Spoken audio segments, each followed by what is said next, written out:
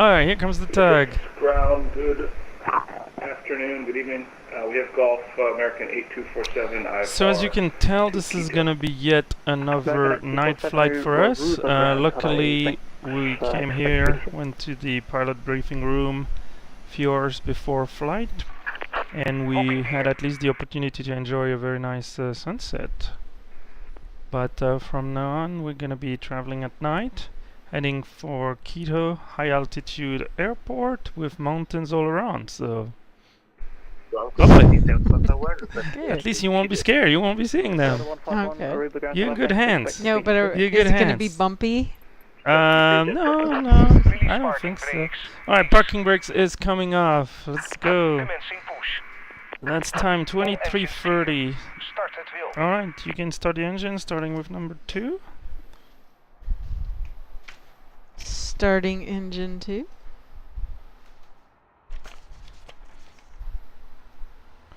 Alright, 23:30. So we even started the stream early, I think. Few minutes? That's hey, do what we can. Okay, don't jinx it. okay, zip it. Zip it. Alright. We're pushing back, we're monitoring the start on number 2. There is indeed traffic pushing. We should be good. We should be good. He's kind of pushing us short here, but we'll take it. We'll clear that Skylease cargo easily. Alright, we have a good start on number 2. Let's start number 1. Thank you. When starting? Is that where we stop, ground crew? Sure looks like it. Or not. Okay, let's keep on going. You know what you're doing. Most of the time. Hopefully... Yes, that is a perfect spot. Thank What kind of you. accent is that? Italian? Local. Well, technically this is part of the Netherlands, I think. They speak Dutch at least. Or maybe it's an independent country. I'm sorry. We visit so many countries. So the accent so is local? They try to, yeah. They have a Wow. bunch of pre-recorded voice, I and didn't know the that. accent is local, as much as they can. Alright, so... Okay, Two good engine start. 2 is available, so I'm starting the chrono. Okay. Typically we use the chrono over there, but that chrono would work too. Oh wait, That's fine for no, me. no, no, That's no, no, fine no, for me. no. I'm gonna do, I don't want that. You don't want that? I You don't want that? did the wrong one. Thank you. Okay, there's no wrong. I mean, there's chronos Yeah, everywhere. no, People use them I'm differently. gonna stick to the plan. Okay, let's stick. Alright. Well, at least the ramp here is well lit. The last 2 times we were at night in the dark, we couldn't see the ground crew. And I didn't want to blind them. So, if this clear ride is clear, just show us the pin. And we'll see you next time.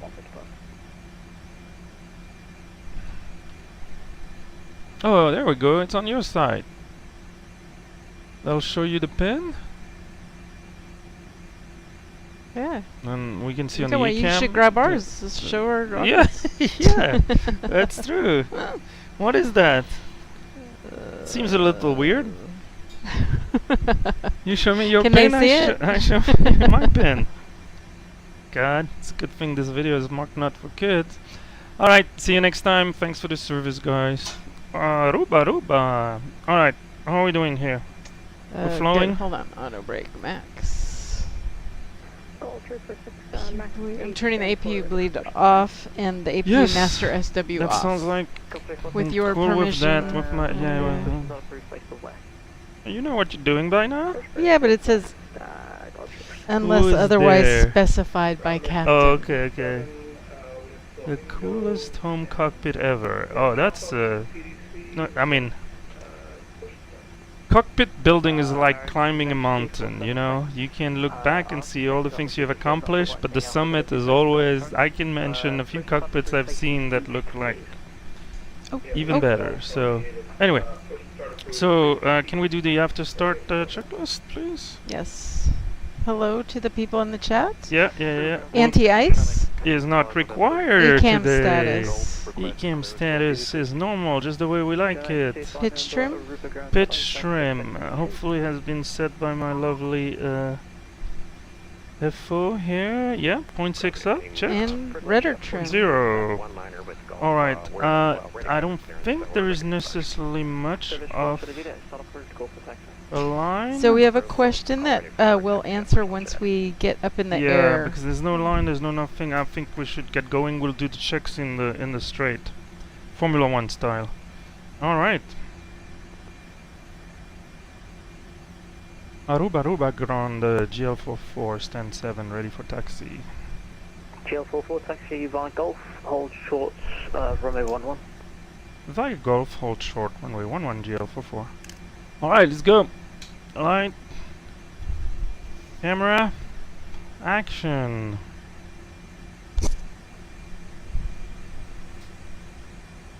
Ground, Qantas It's clear on your side.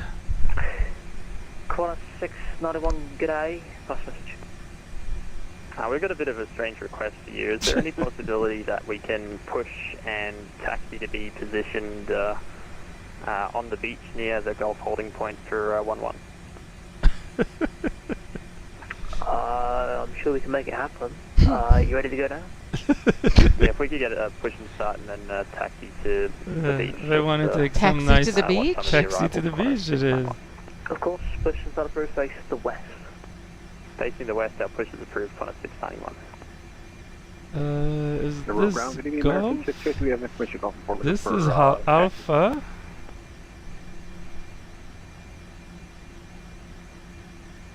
Sorry, Yeah, this is Golf. Is that the taxi or for clearance? It'll be for taxi. It'll be American 650. We crossing a runway? No. Why does it look like it? Because we're facing the runway, Oh, I see. but we're gonna hook We're gonna right turn, here. okay. 3120.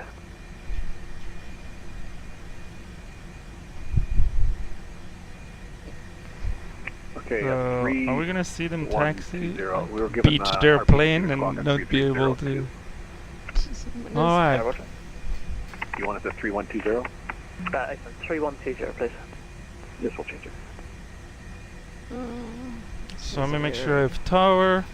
All right, let's do the flight control check, please. First, we get to close to your Fox, Aruba ground. Okay. Ready? Pass message. Full left, full right, neutral, Information go for full up, full down, First, we get to close to neutral. Fox, Roger, expect PD6. almost neutral, okay. Rudder, full right, 20 gate 9 full left, Push back with Golf. neutral. All right. So I'm using the tiller. I can derail our plane to turn. Can correct a little bit with the rudder, but you don't have a lot of directional control. It would move, and this is why when we do the flight control check and we are moving, there is a pedal disconnect button that I can push with my palm, and that guarantees that we keep going straight. If you do it while you stop, it's still a good idea to do it, because then you don't scratch the tire on the surface. So. You can see the arrival. Would you mind setting TCAS on? I always like when we're on a parallel taxiway facing the arrival path. Sorry, I missed that. No, it's kind of dependent on when we want to do it. Let's make sure. And we can do the before takeoff checklist down to the line, please. The flight controls, You've been checked. flight instruments, Everything looks cool.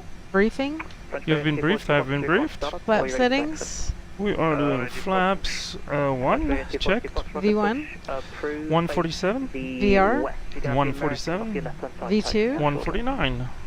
flex temp, Toga, no flex. ATC, We're definitely on with our friend from French Baguette. and ECAM memo. ECAM memo is takeoff, no blue. So we we're we have just entered pushing the now, runway, sorry. correct? No, No, we still have not. we're not backtracking. Blue light, blue light. We're able to cross via Foxtrot.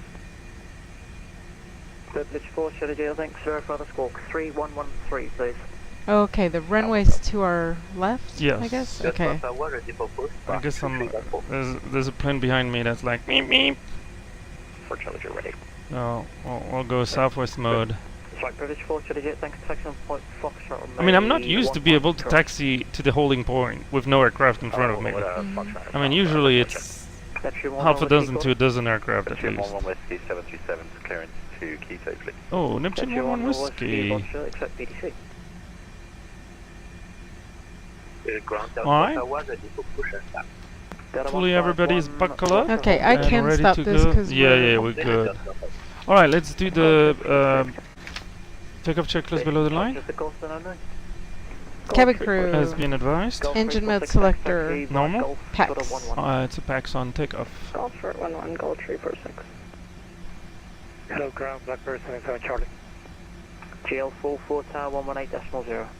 Tower 118.0. Thanks for the service, Joe. For Tom Jeb 1 Victor Bravo Tower 118.0. 118.0.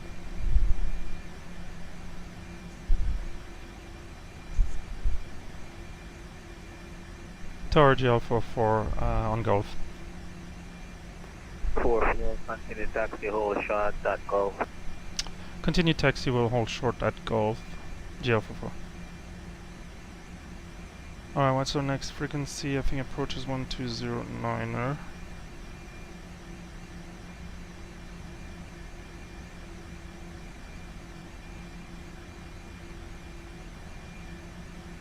Set. Giant 1471, plan to vacate left via Bravo after London. Plan to vacate left on Alright, Bravo. this is after Golf. landing We 14, don't want to 71. go to the beach. Dominican wing 2096, Really good, to the vacate beach. left, will vacate left when you will contact ground 121.6. 121.6. Thank you. Star Howdy, British for Charlie Jeanette on Foxtrot for truck progressing. Juliet, Juliet, hold the position. I'll get the cross started. Hold position now for Charlie Jeanette. Giant 1471, runway 11, clear to land. Clear to land, runway 11, Giant 14. 7.5 miles separation. Beaches Tower, Maybe Katie, less. Boeing 6 Romeo Mike, ILS 11, out. Boeing 6 Don't Romeo know Mike, if we'll have GTF time or final, not. 100 degrees 10, QNH 1008. Cover the wind, pulling it back to final, and we'll continue for 1146 Romeo Mike.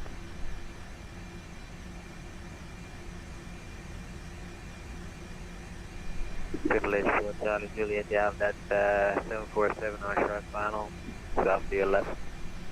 Paper for Charlie Jeanette. After you pass this, you're clear to cross runway 11 via Foxtrot, then taxi via Golf. Oh, is that Giant 1471? We'll find out. Mm-hmm.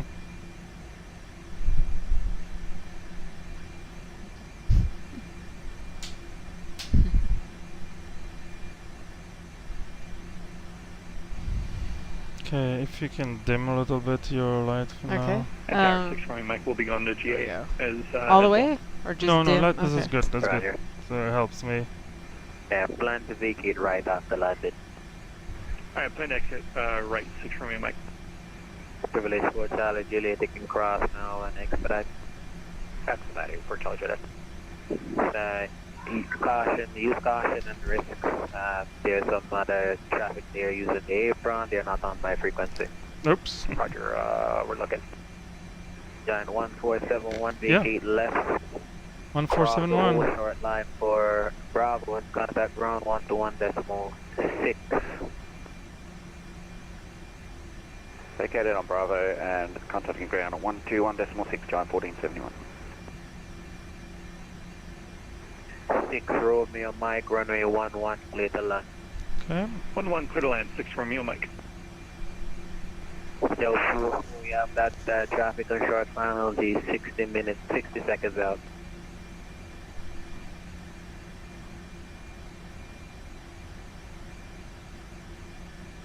Juliet Hotel Lima 44. GL44 copy. We have the traffic was 60 out at the time. Roger, as soon as he passes you, enter the runway, line up and wait behind. GL44 will line up and wait behind the landing traffic on runway 11 behind.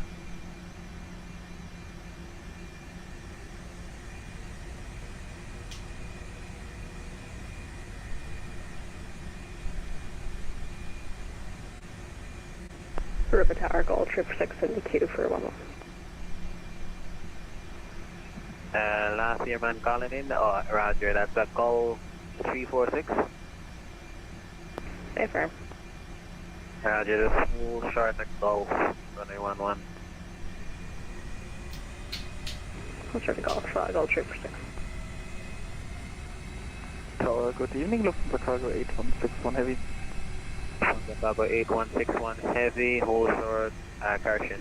Continue the approach, surfacing 100 degrees 10 knots. You see a minimum.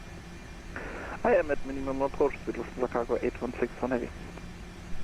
6 Romeo Mike, vacate right to enable and So this is what we want. We want to be on the runway. He hasn't vacated, so the maximum time we can get. I'd exit right, ground point 60. Looked like there was someone about to land. That guy just Okay. landed. No, but there was one. 11 clear for takeoff, wind 100 degrees 10. Runway 1 way clear for takeoff, GL44. Alright, let's go take off.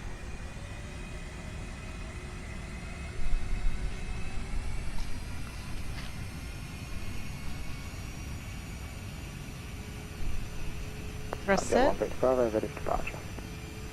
Hold the position. One arrival prior to your departure. Say MD11. Should be off to your right. Just keep an eye out. As soon as he passes you, enter the runway, line up and wait. Visual with the landing traffic. Behind the landing traffic, clear to land. 100 knots. Checked. Runway 11 behind. Time jet 1 fixed bus.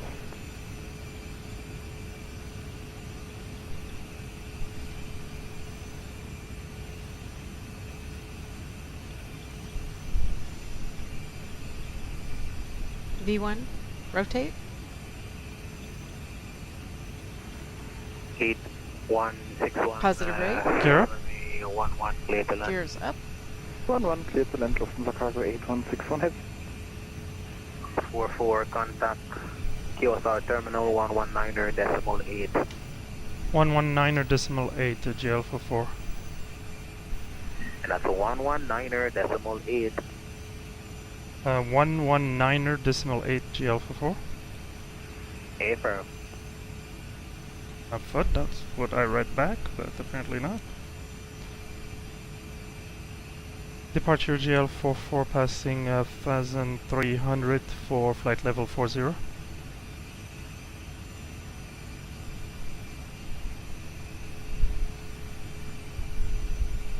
I mean, he was giving another frequency to everybody else.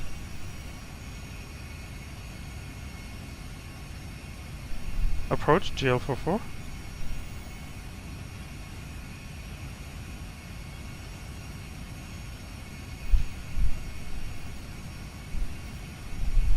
Tor GL44 is back on the frequency. I didn't get anybody on 119.8. Flaps up. Flaps are Roger, contact approach 120.9. 120.9 or GL44. Yeah, that's the frequency he had given the other guys.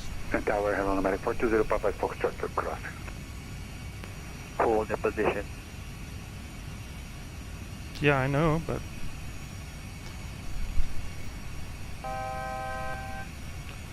And approach GL44, apologies for the delay, I was sent to a different frequency. We are leveling off flight level 40. And we can go standard. JL44, sorry, wrong Standard. frequency that you've been given. It's 1198 for the departure. I went to 119.8. Oh, can you say the frequency again? Yeah, you were right, 1198. Okay, I'll try again. 119.8 GL44.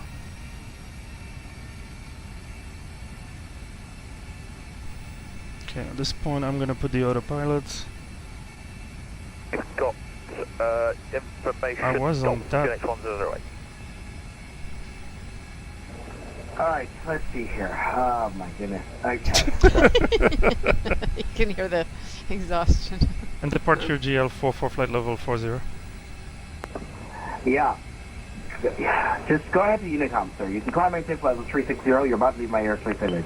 Go ahead and over to you. Okay. Switching to Unicom. 209, curious. Number 209, go ahead. Yeah, put your speed up 250 knots for me if you can. I mean, I raised him on the frequency. Okay, I'm about to live. That's true. Okay, let's go Unicom. 250 left. Okay, he's doing approach, and he still has a ton of approach. Okay, it's gonna be quieter on Unicom. Alright, he cleared us to 360. In any case, we're on Unicom, so let's go. Open climb. Well, that was eventful. There you go. Exciting. Yeah. You do any checklists? Yeah, let's do the after takeoff checklist, please. Landing gear? Is up. Flaps. Retracted. Packs. Impacts are on. Below the line? Yes, we're already Barrel ref, past I the know. flight level. BRF is set to standard 3 times. Alright. Well, So- there's no controller. That's a little surprising. So you want me to read the question? Hold on. Okay, you let me know. Yeah, no. Okay, we are changed. I wonder if they were changing controller, suddenly we're gonna get somebody. I mean, I'm not sure what happened. I'm pretty sure I put the right frequency. First time I believe I read it correctly, but maybe not. I mean, we can roll the tape, I guess. Then I was in 119.8. I tried to raise him 2 times, and I don't know. I think that guy got a little swamped and busy. And I wonder if just the G-Hell call sign was enough to... At least it's not pitch black yet, maybe? I don't know. Alright, so we're below 10,000, doing 250. Happily climbing. We're pretty low, 20 cost index, so we have a good climb rate out of here. With 12 tons in the tank, so not super heavy. We're still slightly above our maximum landing weight if we had to return to the field. So we're approaching 10. I mean, I have nobody on TCAS, so I don't know when was the previous departure, but... Alright, passing 10,000, we can turn the lights off. We can start the cabin service. Lovely flight attendant, one of the best in the business. We'll keep our, I think we have, what do we have? The final 128 plus 634 passengers in the back. Okay, we passed 10,000, just a little thing here. I like to go to my flight plan, make sure we don't have any disco. This could happen if I hadn't cleared it after Is that short for discontinuity? That's right. Yeah. Not too much panic, not enough disco? No, we don't want any disco. I mean, sometimes there's a good reason to have it. Visiting the RadNav page, not just to make sure I didn't hand tune or hard-coded a frequency, but it's an RNAV departure. Finaly TNCA, which was our departure airport. So if we had a little problem, that's certainly where I would like to go back. That poor controller his head would blow up if I were to come back, but whatever. Fuel, we are showing an extra 2 hours and 24 minutes of fuel, so we're gonna crank it up once we get to altitude, and I'd like to copy the active now. Alright, so who do we have? So we have Pat, we've got Honda Jet, Pat. Banjo Man VR, Bonsoir. and I think that's it. Any so of the regular? Banjo Man Yeah, Honda VR Jet. Yes. said, actually, the coolest home cockpit ever. I've wanted to make something like this, but I've always thought the VR would just work better. What is your thoughts on that, VR or home cockpit? Oh, what is... Based on the choice you made, I'm guessing home cockpit. Well, but I mean, it's a good question. It's a great question. I mean, personally, as I've been kind of building cockpits, building it is also part of the enjoyment for me. So that's one thing. Second thing, in my mind, nothing beats having the actual control, the actual knobs, especially when you get to this level of complexity. Now I understand you can do mixed mode VRs and things like that. So Um, in some cases, it might not be a huge difference for smaller aircraft. And then personally, due to my eyesight, VR just doesn't work for me. Oh, I didn't think about that. So that's that. And then one of my goals with this two-seater was to be able to fly with first officer, fly as a crew, and really understand the division Good labors point. and things like that. It's a lot of the And fun then about it. ultimately, yes, yeah, especially when I get busy like this. Ultimately, one of my goals is also to simulate failures and test my skill that way. And as you probably know, if you've seen some of those streamers who are real-world pilots or even not, and doing some incredible things, you know, with failure, down to the point where the autopilot disconnect and they have to fly manually. And the first thing they'll tell you is like, well, at this point, it's where having a two-person crew is really would make a huge difference. And that's kind of the space I want to explore, where we would have a two-person crew and one pilot, you know, aviate. That pilot would hand fly the plane, and assuming the automation has been degraded to a point where it's required, and then the other pilot can go through the cam, talk to ATC, and then they can formulate a plan. So that's kind of my goal out there, one step at a time. So that's kind of why I decided to go this route, which is certainly a little bit more expensive than VR headset. So, but great question. And hello to Sappy TV. Nice All right. handle. A lot of excellent points. I mean, having someone to fly with, you can't do that in VR, right? Not can you? easily. I'm sure. Okay. I'm sure Yes, somebody I guess will there's a think way. about a clever way to. But it's tricky. It would be tricky. Yeah, there's a big gap in front of us. Did we fly the legs in Italy? No, we No, didn't we go did to not. Olbia. Last year we did. Last year we visited Milano. We both flew into Milano and then out of Milano Malpensa, but not this year. So Banjo Man made the point you can use mods like your controls. Yes, In that's VR. kind of what I was Yeah. referring as a mixed mode. Yeah. And Sappy made the point after 2 or 3 hours he had to stop Mm-hmm, the VR. Yeah, I mean, different people have Guess different it- reactions. Yeah, just the way your brain and your head. Well, and especially with ear, time. it's like a Yeah, ear, the inner ear thing. The conflicting information between Yeah. the inner ear that doesn't feel any movement, and no, for bigger aircraft, it's, you know, we're not moving. We don't have a motion platform here. I have seen some pilot joining me in the cockpit, and we started a bank turn, and they reached for the glare shield. So you know, I'll take that as a compliment. So the visual cues are still very important. But yeah, I had the opportunity to try VR, like at Flight Sim Expo and things like that. Now that was a couple of years ago, so the technology has improved. As you probably know, you need a pretty high refresh rate. You need 2 screen, right, for the stereoscopic vision. But here we have 3, so so those are all factors to take into account. But I mean, it's a cool technology, and if it works for you, I mean, I know a lot of my friends, as I mentioned, me for my eyesight is just not for me. Especially until recently, I was wearing glasses or contacts, and it makes. I mean, I've seen somebody who has like corrective lens that have been kind of crafted for a specific vision, and you know, you can get pretty Okay, the technology, they can make yes it better. yes. I mean, if you're willing to pay, you The can other get. thing is, can I get mean, with everything. VR, you have what kind of a fancy headset versus Yes. there's a lot of footprint involved in Sure. a home cockpit Yeah, that's and a- expense. Yeah. Oh yeah. I mean, Yeah. Don't remind me. But the more we fly it, the more the price per hour goes down. So price let's per keep coffee. It's like let's the keep- coffee maker and the price per coffee. That's right. So it's a fixed. It's mostly a fixed investment. Yeah. So let me see.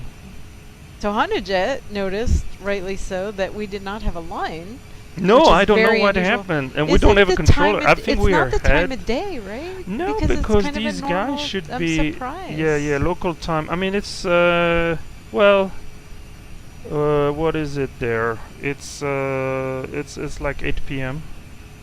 local time, I believe. Let me double check. And Coca. Let's make a quick fuel check as we're in the climb and we're just passing a convenient waypoint here. Sappy's a controller. He said, unlucky I controlled there for 2 legs. I also controlled in Africa this year for the WorldFlight. Oh, where in Africa? And he does have a correcting lens for his VR. Let me That's do quick 11. And thank you for your service. We love the controllers. And so he said he controlled in Africa this year? That's what he says. Yeah, I would love, because we did the flight into... I was on Brazzaville, controlled there. Yeah, no, that was after... okay, year in Africa. We stopped in Nairobi. Oh, okay. So... we're doing 8, so 9. So are you also a real world ATC? So fuel is 400 kilogram over what we had planned, so that's good.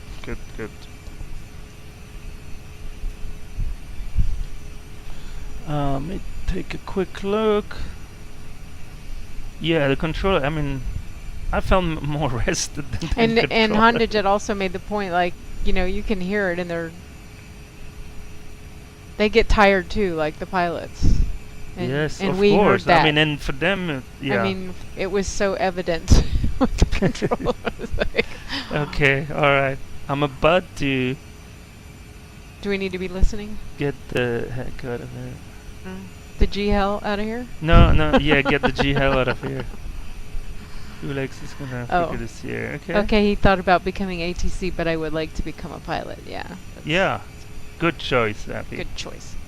I am not a real world pilot, as I was mentioning for the VR. My poor eyesight, so there's no way I can get a medical. So. And I do have 2 family members that were real ATCs, and one interesting thing is about that is they do force you to retire at 55. When they were in, I think they paid better. Over the years, I think the pay and the conditions have kind of deteriorated a bit.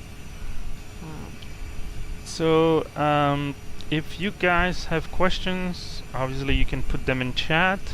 If there's anything specific, like about the sim, the software we're using, the hardware, you can enter exclamation sim or exclamation hardware. And I'll go ahead and put the sim link in there. Sure. We'll test it that way. Out to go eat dinner. See ya. Bye, Benjamin. See you. Oh, it's a fight. It's a fight. Did you already do it? He did it too. There you go. Oh. So there's quite a bit cool. of information on our website. Pictures of the build. There is a parts list if you're curious. It's mostly Scalarkey and Vier-Im-Pott. The seats are from Open Cockpit. Okay, here we're going through this phase of climb where we don't climb very fast. I'll go back to manual VS. Alt is blue, flight level 360, which is what we were. So clearly our viewers are very familiar with the commands and how they work.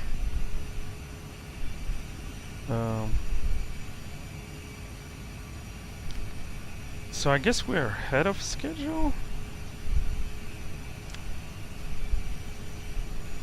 Well, we were on the ground, right? Yeah. What was the schedule calling for?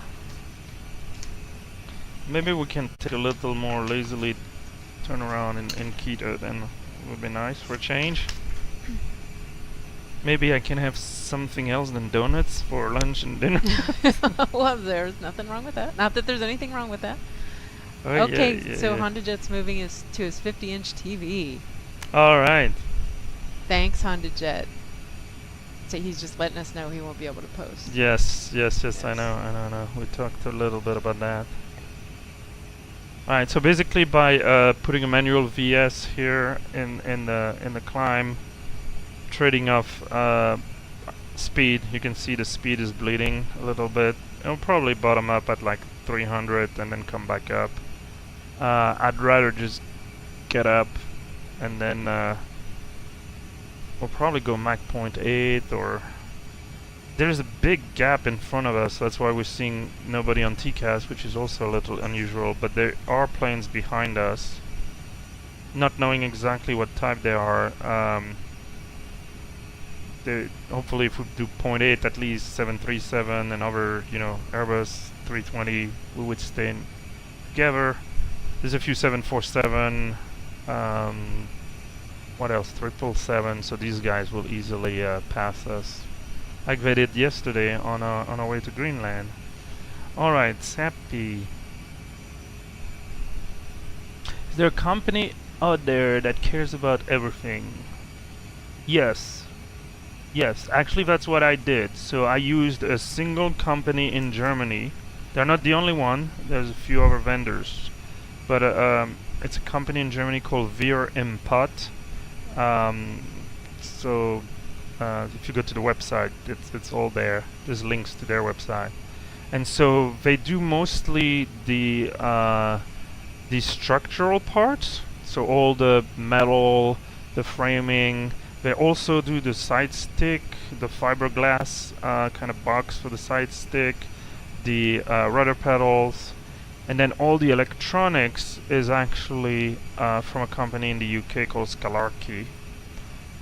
So that, but I didn't have to place an order with Scalarkey or whatever. I mean, Vier-Im-Pott took care of everything. If I'd wanted, I could have bought also seats.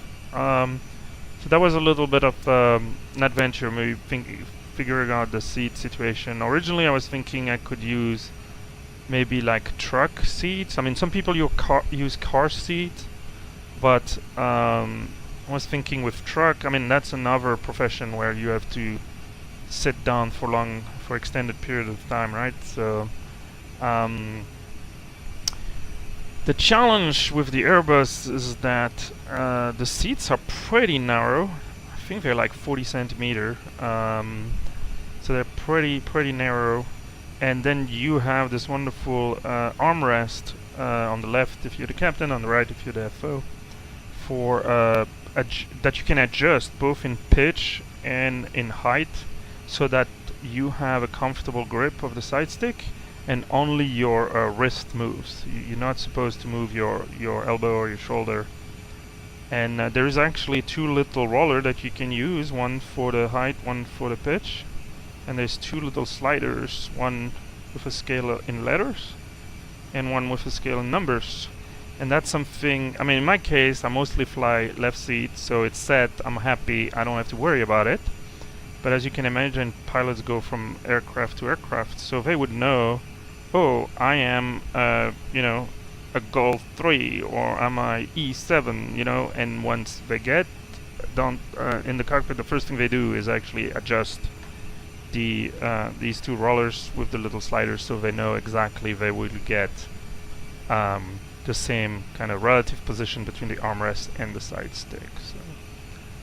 And I see that with my first officer, like yesterday. Was it yet? No, the day before when yesterday earlier, the first flight, Sean was here, and he had to substantially adjust. You might notice on your side, things are changing. So ultimately, I decided that the seats are not cheap. And originally, I was thinking, okay, beyond the truck or car seat, some of the replicas. I was surprised and kind of pleased because I found 6 or 8 companies.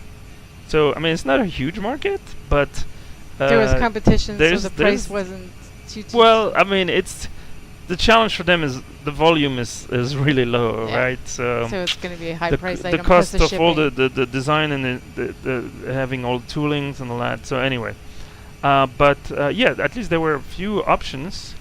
And some of the simpler options had the seat kind of mounted on what's called like for the Boeing J rails. So basically the seat, like in your car, if you don't have an electric seat, right? You pull the lever and then you can slide. In addition to that, you can slide. It's important that the seat can slide away from the pedestal, because if you look right now, I mean, I cannot put my wrist between the seat and the pedestal. And the reason is that you want all the control close to you. So the seat has to be close. And the same thing on the left side, plus, you know, you would have the side of the fuselage there. And so to enter in this cramped environment, the seat has to come out and then move away. So you can do that mechanically on with J rails. And they're called J rails because the track looks like a J, at least on the captain's side.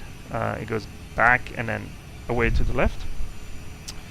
But on the Airbus, I don't know if originally they had that, but for many years now on the Airbus they've had electrical seat. So I can pull back my seat. I don't know if you'd see it. Hold on. So let's go back to this view. Let's crank up this. We'll see if we see the back of the seat, hopefully. Alright, there we go. So hopefully that will give you enough of a view of the seat, and you can use the armrest as a reference. I'm gonna try to stay out of the way. And so basically if you pull the seats, it comes back, and here you can see it's getting away. So now not only I couldn't put my wrist like this, now I can put my wrist like this, perpendicular. Your results might vary, but in addition to that, you can see there is a notch in the pedestal, so that helps also to get kind of passage for your leg. And then at the bottom of the pedestal, there's like, I think in a kitchen it would be called a toe kick. You know, if you work on the counter in a kitchen, your toes are gonna be beyond where the counter is, and so typically that's why the furniture kind of comes in, and it's the same thing here. So all these little details to make it a little easier to get in and out of our cockpit. And by the way, all the lights, I mean, in the normal cockpit, some of the lights would be on the aft overhead, which I don't have. It's not something you typically use as a pilot. So I mounted some LED on the side, but they're connected to the floodlight on the first officer's side, so we can control the lighting over us. And then most of the rest of the lighting is the integrated lighting, so we can dim it. We would typically do at night, or we can crank it up like a Christmas tree. Bright. Make it really bright. So I don't know how much that's gonna show on the stream. Oh, well, yeah, the overhead, not much. Yeah, I mean, you can see the... Oh, teeny bit. Yeah. So at night, I would dim it more, but in the interest of our viewers, we try to keep it a little higher. Yeah, I dimmed this one yesterday. You can also adjust this one. And you adjust independently the backlight, and the segment display. The text. Yeah. So a lot of things you can tweak. These little lights are controlled somewhere else, but the reading lights are on top of and that's the a tray Captain table. Tango mounted those. Yes. And then the last Amazon thing. Yeah, last thing is the floodlights, which are here on the mid. Oh. So anyway, just the lights, knowing what control is where. How did we get off on what? I don't know. We were using the seats and the lights. I mean, we're climbing. We're leveling off at flight level 360. So we had some time in between. Oh, so in Mac Al in Cruise, 2024, so you can build home cockpits of newer aircraft, the 787 and A350, or just 737, 320, and 747. Well, so when it comes to let me see when our next controller is gonna be. Is it because we're over Venezuela? Yeah, I think there's nobody who's controlling Caracas. That's why. Okay, I got the question. Just a sec. We're gonna enter this sector here. Whoa, that's a huge. That's Bogota center. I need a little more light here. Woo, woo, woo, woo. And that's on 1286. So center 1286. That's Bogota. Okay, so yeah, I suspect this is because we're over Venezuela.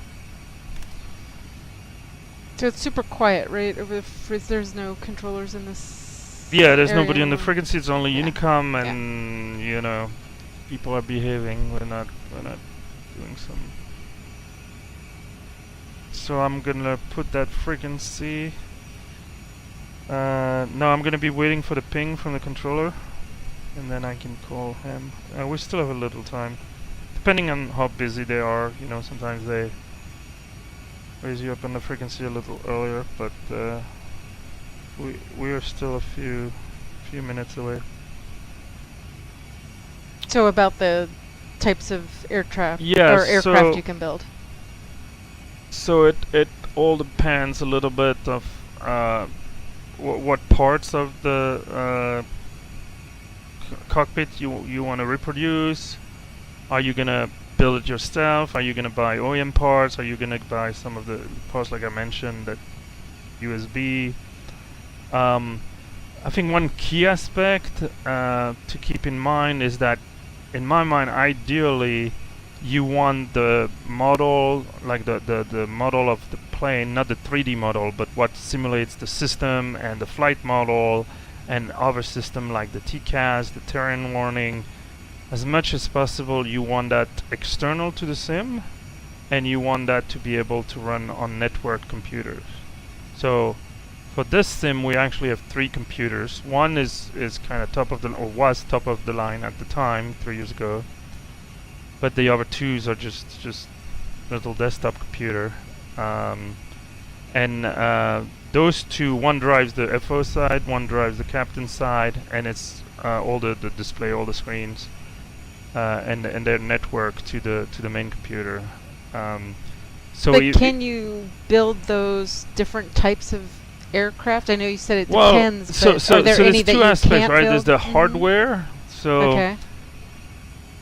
there's always going to be the most common aircraft are going to be the most available. So historically the 737, and nowadays also the A320. Okay. Can you find, I mean, if you want to do a Concorde, or if you want to do a 757, it's going to be tricky to find anything kind of off the shelf that would give you some of the subsystem. Now, if you're willing to build it yourself, I mean, there's communities out there of people doing like incredible stuff. So that's the hardware question. Yeah, and And Sappy then- weighed in on the software too. Yeah, and then the software question is, even if you have all this hardware thing, I mean, if your software doesn't model, you know, some of the things that you are interested in, I don't know. I mean, here the secondary flight plan is fully modeled. Failures are modeled. So there's a lot of other things that, once again, everybody is different. Every cockpit is different. And so originally for this cockpit, I was actually using a freeware that I had no knowledge. I had been in the hobby for like 25 years and never heard about the GL, you know, FMGS freeware. But when I started looking at cockpit building, and especially for the A320, that's an amazing piece of freeware. A developer in France who has been at it for like 11, 12 years now, continuously updated, add features. So I discovered that, and I saw all the benefits of running network. And if you want to run everything on one, you can. If you want to run one computer per screen, you can. I mean, anything in between, which makes it a little tricky for support, and there's so many configurations possible. But I mean, even the controls don't have to be on your sim machine. I mean, the tools are there. There is a piece of software that has to be on the sim machine to communicate with it and run a few. Just it's better because you don't have network latency. But besides that, most of the aircraft simulation is outside of the sim and can run on a different machine. So.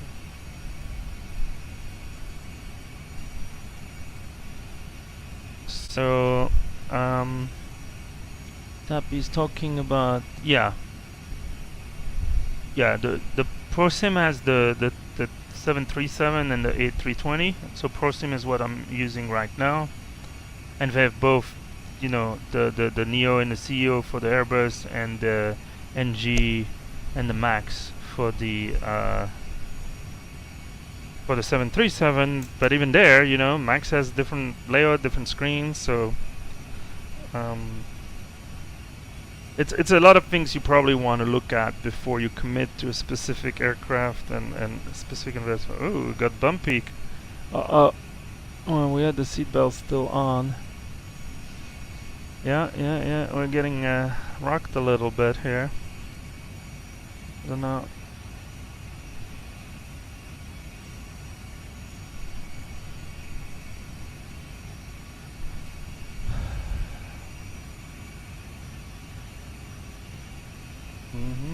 Yeah, well, we're in light chops here. Now we've no controller to do a pilot report, but a few days ago I heard one pilot making a pilot. Alright, here we go. That's our ping. Sorry for the immersion breaker here. Well,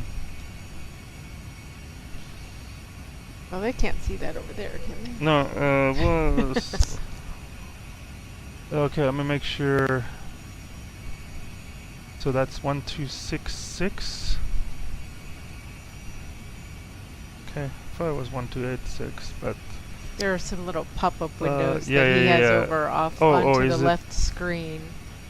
Okay, TNCA ground we don't need. That was our PDC. TNCF approach. That's the overworked guy. And so 1266. All right. And those are messages? Yeah, it's just a ping.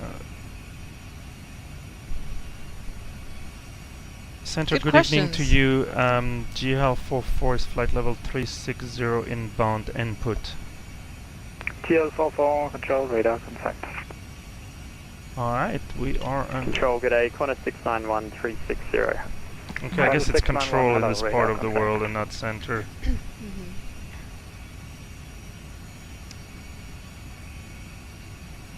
So I wonder if we're already approaching some of the high terrain. Oh yeah, there you go.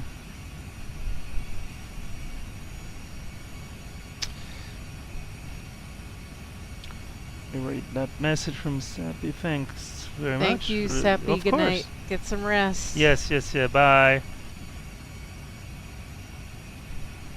I mean, I'm always happy to share my experience, be it in the comments, be it in the chat, or during a live stream. On the website, we actually have a contact us form that you guys can use to, if you're comfortable. I mean, I just need an email address so that we can exchange information via email. I don't send anything else, only respond to the requests.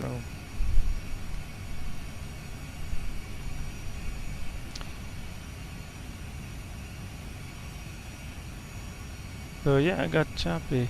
So it's interesting, this is a night flight. Yesterday we did a night flight, but the night sky way looks different quite here. different. Yeah, we have it's certainly brighter, right? some color and yeah, you can. but I wonder if it's just because it's just not so much in the Well, middle we'll of the see. night. Might get darker. Yeah, it will. But it also will. there's I mean, land. We were s- over ocean. Right? Yes. I think it's darker when you're over Well, that's ocean the 'cause there's thing. Here nothing we can lighting see up. some cities, Yeah, yeah. city lights and road lights, but we passed by the Faroe Islands and then Iceland on our way to Greenland, and we saw a few lights on the Faroe Island. Iceland was a little bit more visible. Making land in Greenland, we couldn't see anything. And then we were even in the clouds, right? Yeah. We couldn't see the stars. He So did it was like outside view just to make sure the pitch- monitors didn't go off. So we were Sleep pitch mode, yes. black. Yes, Sorry, yes, did you yes. say 82 or 80?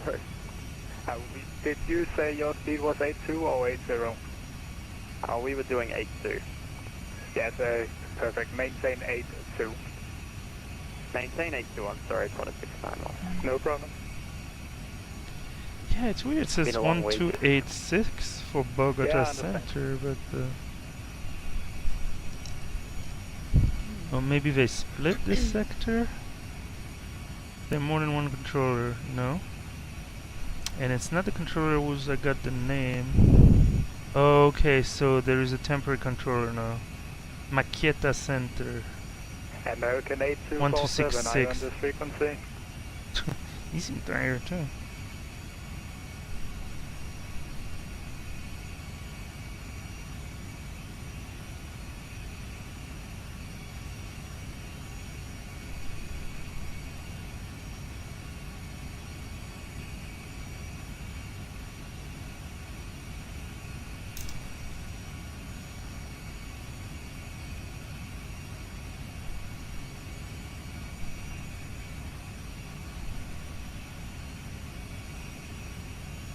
So this might be a good time to briefly mention that WorldFlight is a charity event. We don't harp on it too much, but we certainly appreciate each and every contribution.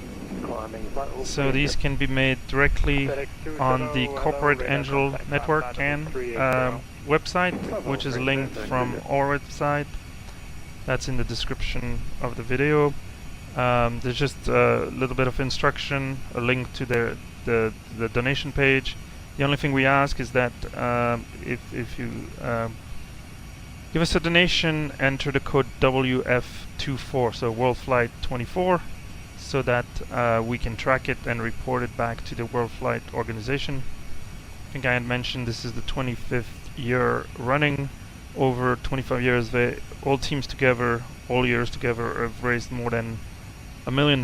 So a small contribution of $2 or $5, $10 if you can does go a long way when all your fellow simmers and other content creators and ATC contribute to these wonderful charitable organizations. So that's one way to do it. If you want something quick and easy, a super chat, a membership, a super thanks on this channel. Not only I will be donating, of course, that amount, but I'll be matching dollar for dollar. So your $2 will go the extra way, and I'll put $2 as well. If you put $5, I'll put $5. So, and yes, Crafty was asking if you put $500, I'll put $500. He will put his money where his mouth is. Contact Bogota control on frequency 128.6. Bogota control on 128.6. Bye bye, GL44. And Sunset 1 Victor Bravo contact up. Oh, that's the local controller. Good. Recibido 774, continúa rodaje a plataforma de inscripción. Buenas noches. Continuamos rodaje a inscripción, buenas noches. Está control República 7246, manteniendo Alfa 314 izquierda, listos para despedir. República 7246.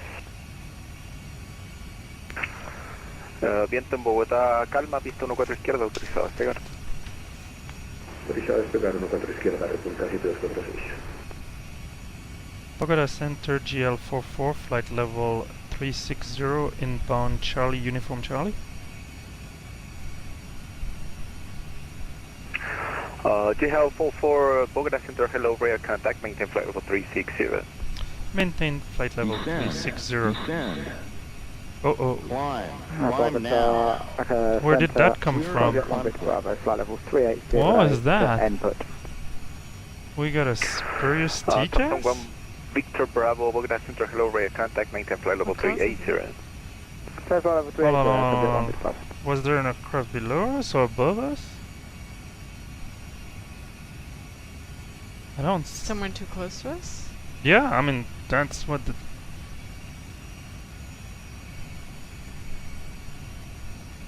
I didn't see anything, and it lasted like a second or two, right? And that's odd. Yes. Maybe one of these there stars was an out aircraft. here. Hold on. A meteorite. So there was an aircraft on the same airway, Delta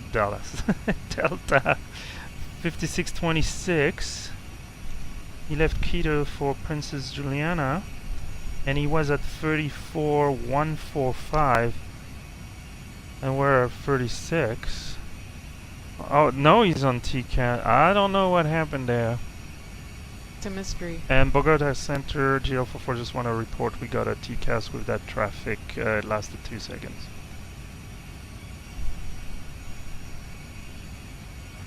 GL 44, roger. That traffic is not on my frequency, unfortunately. No worries. Good evening, EPS. Okay. Charlie, Uniform Charlie. EPS 3207, hello, rear contact. he said We it- need an odd flight level. Confirm It timing wasn't flight level in 410 his or descending flight level control 3990. Well, he was not talking to him, so that guy was not doing the right thing. So what time? 44 minute in. Our flight plan had us here at 44 minutes, so we're right on the money. Fuel is showing 9.9 left. Oh, they're already going to San Jose. My airspace, Unicom, please, you wanted to decimal. Yeah, that guy is way ahead of the game. 2.4 used. So that's a delta of 400. Were we at 4 or 5? We're at 4. So fuel is stable. Let's use this opportunity to check. It is balanced, so it's all good.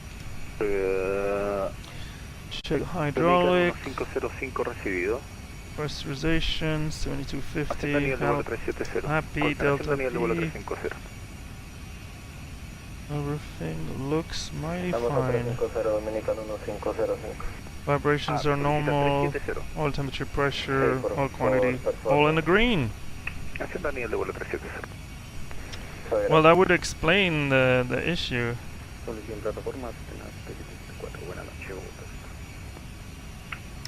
Well, but I'm surprised that TCAS was maybe was climbing, or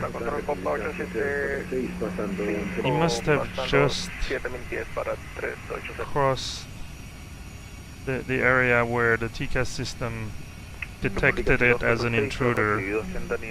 But usually we would get, like, you would see a diamond at least, and it would go amber first before being red, and then you get the traffic avoidance. So, sorry, the resolution advisory. So that's why it's called TARA. It's traffic alert. That's the first thing, and then resolution advisory would tell you to climb or to descend based on what traffic would do. No, my understanding is that in real life it would, the two aircraft would actually communicate. The system would work so that it would tell one to climb and one to descend, and not. Oh wow. Yeah. Well, you don't wanna. Okay, well, that was exciting. Bogota Control, hello, Gold, True for 6, flight level 360, approximately 40 miles northeast of the Cucuta VOI. Cucuta. Charlie, Uniform Charlie. 46, Bogota Center, hello, rear contact, maintain flight level 360, traffic information is not on my frequency. And that was 37800, the pilot, right? 12 o'clock. Don't hear too many female pilots. So maintaining flight level 340. You go, girl. That's right. Maintain 360, Gold, True for 6. We have 10 people watching and only 9 likes. How is that possible? Jeez, Captain Tango. How is that possible? Oh, now we're down to 9. Oh, I pissed off somebody. Wonderful. That's alright. If you don't mind, if you enjoy the content, give us a like. It helps the channel. So, for example, yesterday, last day, 20 people plus discovered the channel and subscribed. So it was a big day. It spread the word. Yeah, especially that it helped us clinch the 2500. So put out a little fun video today about that to thank you guys. Oh, you did? Yes, basically. You missed it. How did I miss that? Because you don't have notification on like everybody. I mean, like. Well, I do, but it probably sends an email to an email account that I No, don't it should be on your phone. The notification should be a phone notification. Anyway. Maybe I have them off on my phone. Not maybe. Not maybe. I'm not a big fan of notifications. Yeah, that's right. Well, you are hereby notified that we appreciate it if you had notification on for the one and only Captain Tango. And can you control it by... Yes, subscription, yes. You can? Yeah, by channel. Yeah. Absolutely. Anyway, Maybe I'll unde-notify you. do as you please. GL44, proceed direct Bocan, Bravo Oscar, Kilo Alpha November. Direct Bocan, GL44. Sounds like a shortcut to me. I'll take it. Oh yeah, look at that. Lovely. Let's go. Ooh. Shortcut. Nice. Yeah, usually we get vector for sequencing, so we get send away from our shortest route. Oh, and then they clean it up. Kind of we look and see who we're they gonna. can get Is back that in line. SKBG? That's Bogota. Let's see. I love going there. Really interesting. Yeah.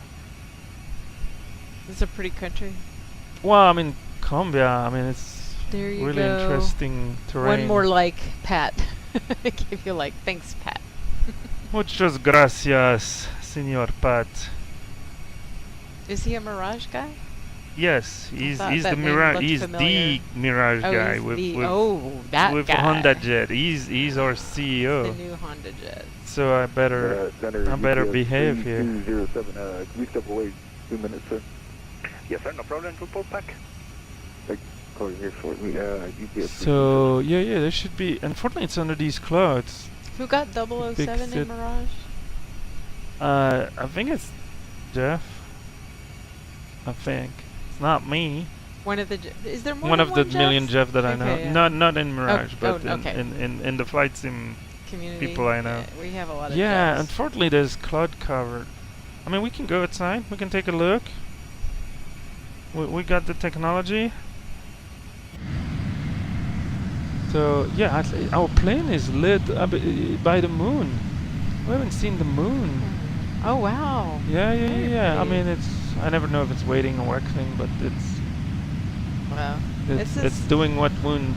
Again, do. the stream you can see it a little bit, but it's we can see a lot more. Bogota is down there. Sin I don't know is if a it lot more helps light if on the I. screen. First, this is kind of bright. If I turn the wing lights on. And we discover during one of our very first flight at night that the logo light turns off, I believe, above 10,000 feet. Look how dark it is for this stream. Can't see anything. Yep. It is. Unfortunate. It is dark. It is dark. So, Control. we can show you the traffic here. As I mentioned, we had a nice gap in front of us, so that's probably the reason it was easy to give us the shortcut. You can see the planes in front of us were following the flight plan, right? A little bit more to the west before coming down southwest. There's a pack coming after us, and then there's the guys who are not even on the frequency. They're not going to catch us, are they? We'll Is Qantas see. 25 in there? In that pack? I don't know. Ask Micah. He's tracking them. He's tracking them very carefully. Anyway, so what we're referring to is our other team members. So we have one cockpit here in the U.S. and Texas, but then the rest of the team, we have three captains in Germany, and they each have their own A320 cockpit, and so and they're all really cool cockpits and people. Yeah, that's right. We love our German teammates. So I'm here to allow them to sleep. What time is it in Germany right now? It's like 3 in the morning. So no, I got that wrong. 1:38 in the morning. A couple of them out here. Yeah. We need to rebalance the team. Okay, so how does that look going? We have that was quite a shortcut, and I didn't do the beam again, so we can't even see. Well, it's not critical. It's fine, but it's the idea that the intermediate waypoints that are disappearing because I do a direct to would be projected at 90 degrees, so you would get a point on the straight line that is a beam of the original. Oh, okay. so it would help with the fuel check and stuff like that. Oh, I see. So, but we're doing good on fuel. There's plenty of place to land. So do you think so we're other gonna pass people do Medellin fuel checks on every 30 minutes like we do? I don't know. It's a question for the people. My guess. I mean, No. I discovered that Greg kept the point of interest on his sim, so you know I'm starting to get worried about He kept a what? the point of interest in 2020 by default. It puts little pins like the Google pins on Oh. point of interest. You know, like in the real okay, world. Yeah, Yeah, like on totally your like GPS, on your GPS. yeah. Oh. All right. Hey, to each down.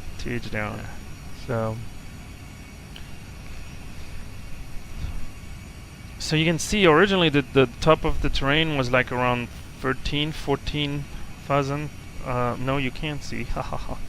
Let me switch to the cockpit view and give you the proper PFD and ND. So on the ND, on the bottom right, you can see the terrain abbreviation in blue. And the two numbers there, the one that is really key is the top one.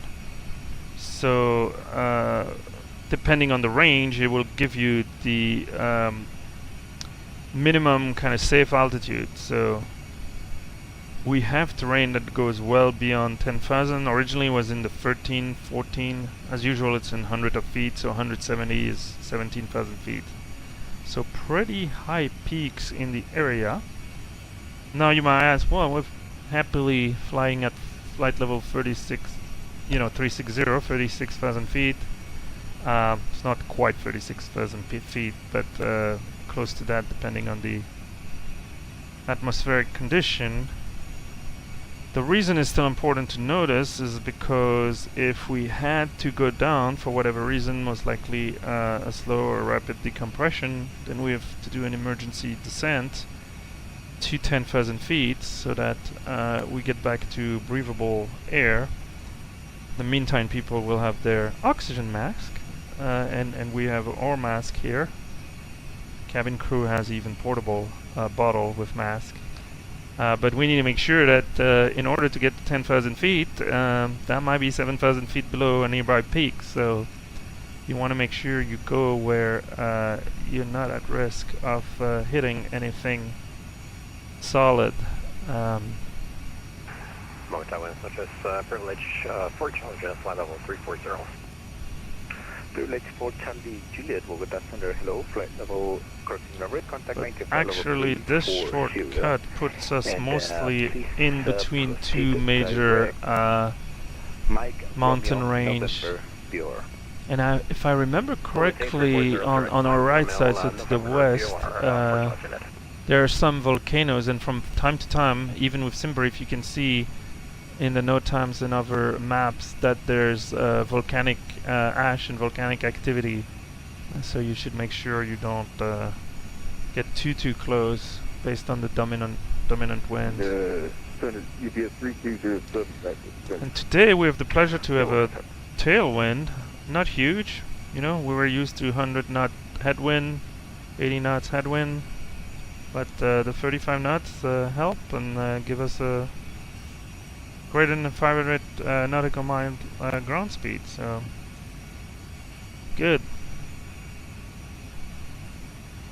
All right. Alrighty then. So, Center, LR25 request. Left deviation for. So Bogota is a cool airport. Roger, If you've never What's been special there, about it? well, it's high altitude and it's kind of near the, you have tall mountains nearby, and due to the dominant winds, the runways are kind of headed into the mountains. So most of the time they try to so the mountains are to the east of the field, so they try to land from the west. When you take off, you have to do kind of an immediate turn, but that's Is it not similar too. to Innsbruck? No, because it's not in a valley. Okay. It's like a plateau, and then you have this wall of mountains. And is it and dangerous? the runway. Like, is it a Cat 3 or whatever? No, it's that's called? different. That has nothing to do with that. So Sorry. let's not throw big I'm words. showing my ignorance. It's all right. It's all right. But so they will tolerate tailwinds, sometimes up to 10 knots or something like that, and still land that way because it's safer. If you're coming, because of the direction of the wind. the other way, it's a really cool approach because you kind of going, you go for the mountains and then do a turn, and those are always, you don't have a long approach straight to line yourself up with the runway. So that's fun. The old Medellin airport, which is close to the city, is that one is in a valley. That kind of dead ends.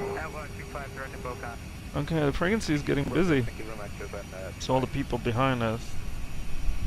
So, no, we have another aircraft on LTCAS.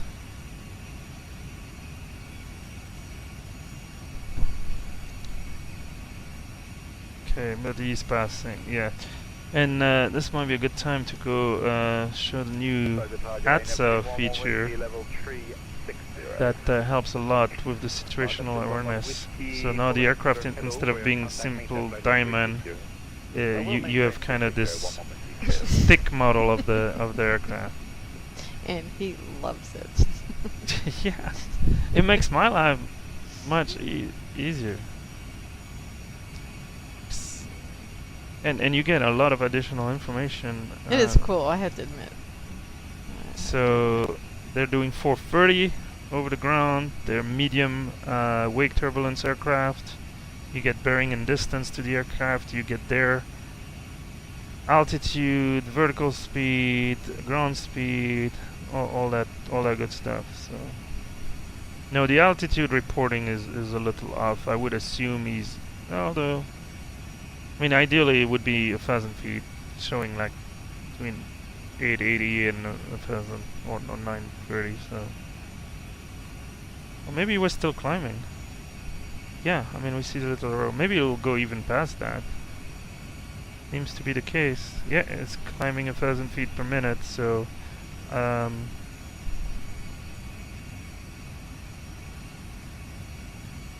he's going higher than 370.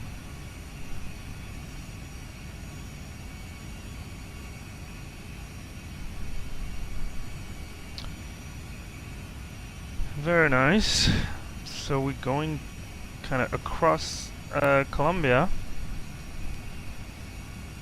and the skies are different. I mean, you can see these big cities, the lights.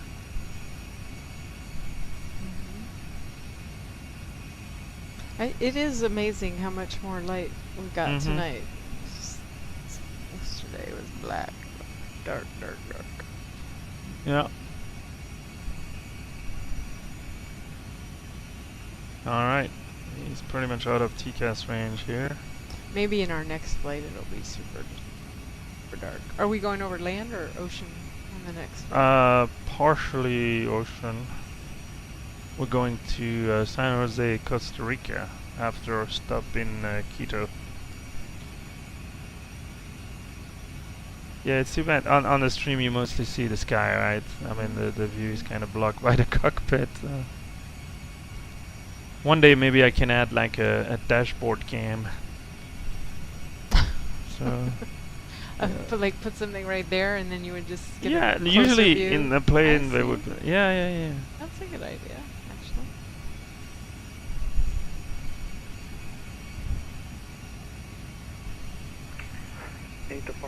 Bogota. But with the overhead stand. What is your Mach number? Yeah, we would have way. to do it from the side. And the camera looking at mostly of the screen is sometimes not really good, right? Yeah. So. OTA 25, what is your Mach number, please? Mach 0.82, I lost you back. Oh man. Look, look, who got a shortcut and who's going. Texas 51 question. Yes, sir. Go ahead. Is that Texas? That's what I heard. Texas 51. I wonder where he's from. 250 knots in Texas. On Colombian airspace, yes, we have that restrictions. Currently, there is no ATC on Ecuador airspace, so I guess you can skip that if you like. But normally Ecuador has the 250 at 10,000 also. Yeah. Okay, thank you very much. I'll never know for sure. That's gonna be an interesting question. I'm not sure if there's something that is going to show up the Ecuadorian airspace, so we'll see. Okay, we're done with our departure here, so we'll do a little bit of paperwork maintenance. Don't they do 250 below 18 here? Yeah, that's what I was thinking. Because our airport is almost at 8,000 feet. Actually, yes, it's below 18,000.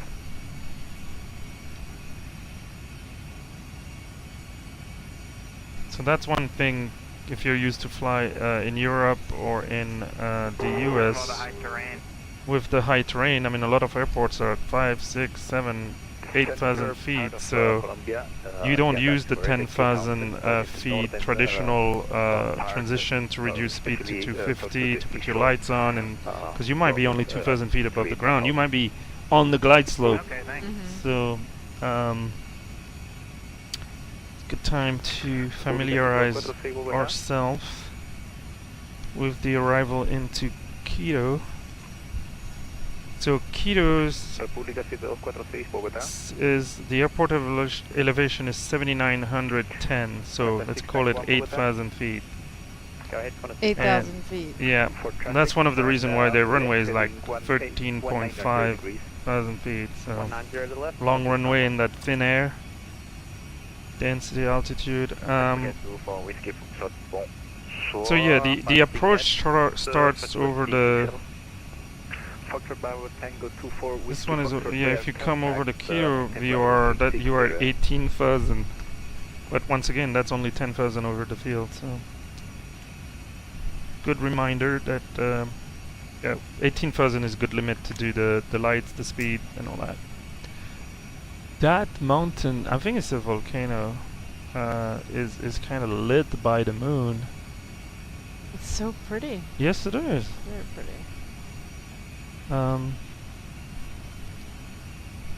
Now, I don't know if we can. Do I need to go? Yeah, this level, I don't think we'll see much of a difference in the color coding. Victor Bravo, proceed direct to Volcan, Bravo Oscar Kilo Alpha November. Direct to Volcan, Tom 1 Victor Bravo. Gold 346, also proceed direct to Volcan, Bravo Oscar Kilo Alpha November.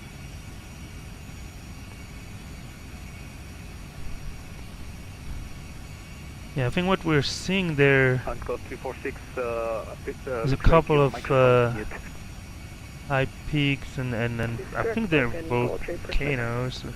Thank you very much. Contact C. There's a crater La Oleta at 15.7, Santa Isabel at 16.3, and then Nevado del Ruiz at 17.5. So don't know if it has been picked up by our terrain yet, because then if it's at 17.5, typically I would expect 18.5 to be the highest. Mike Romeo November BOR. And Direct Mike Romeo November. on our left side, oh, we finally, I spoke too early. We hadn't reached Bogota. How far?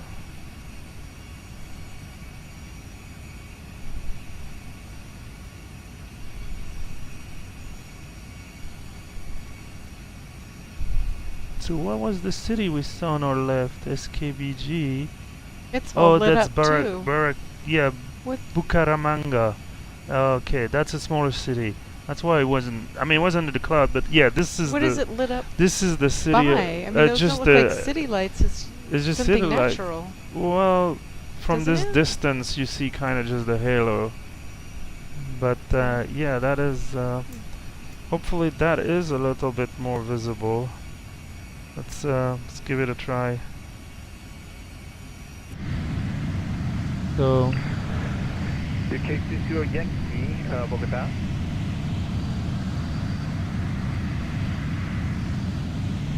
I mean you can see Yankee, Bogota. it's Bogota, Skyway. much brighter on our side. For example, we can see those roads. I mean, they're visible somewhat. You can see Very those faint. roads. Yeah.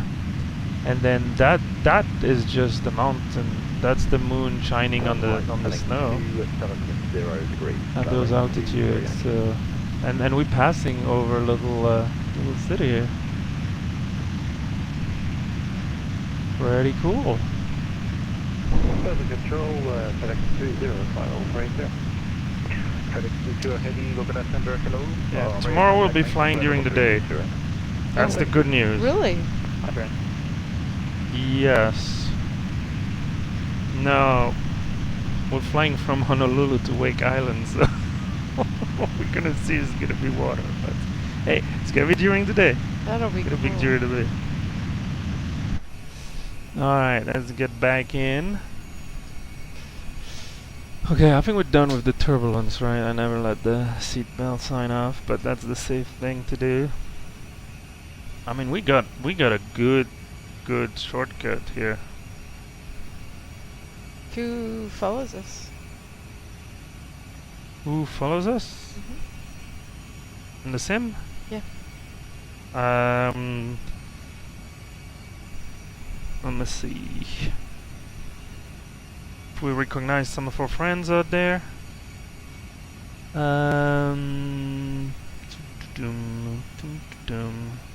That's where we are. There's a UPS, but I don't think they're... No, I don't I meant like which one of our teammates. Oh,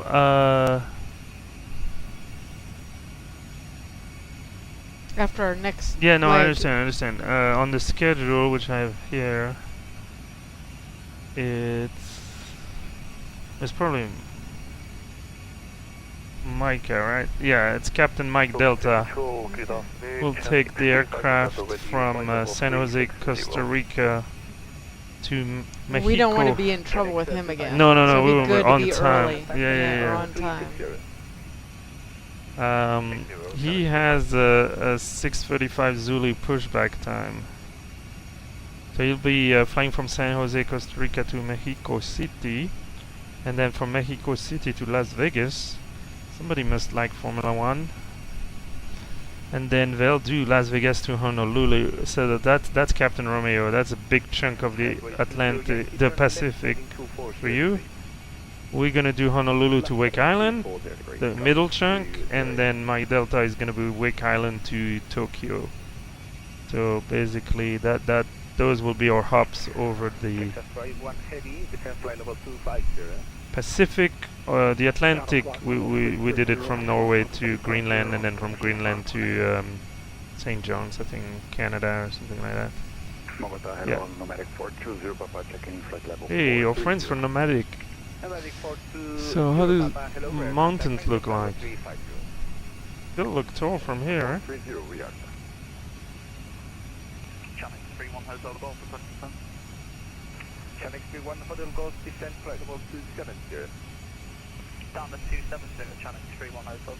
So the main mountain range, the closest to us is on the right side, and we're gonna kind of come at an angle, so it's gonna get closer and closer.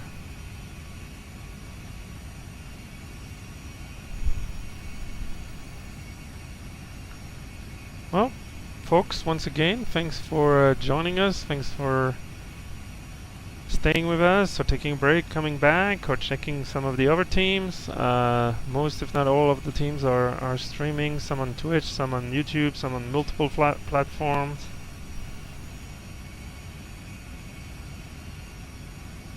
So what I'm gonna do, originally our flight plan had us going through the CLO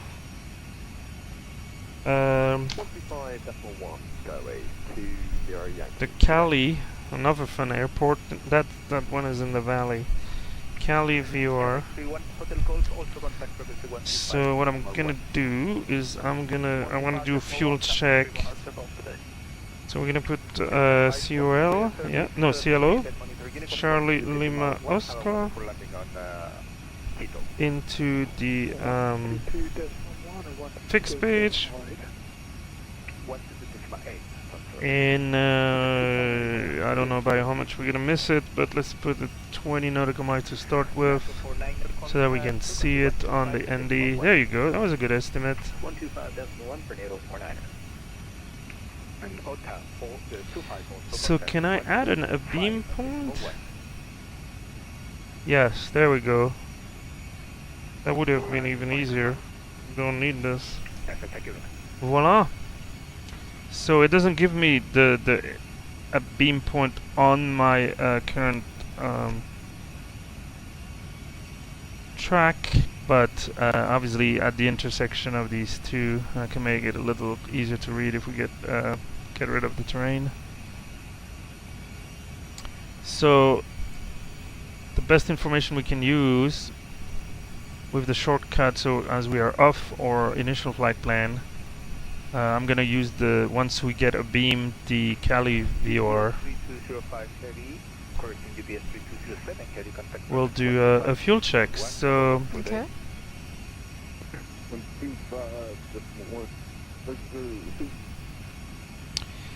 So we're supposed to, as per the flight plan, be there at 1 hour 31 minutes into the flight. We're at 1:14.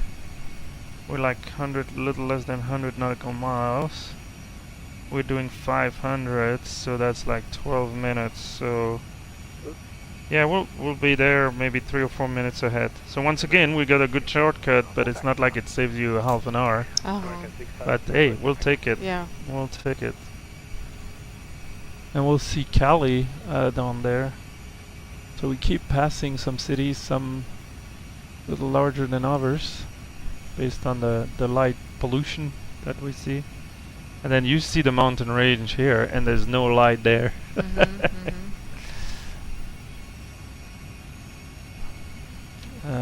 How does it show on the ND? Yeah, you can see that mountain range a little bit, so we're gonna hop over it.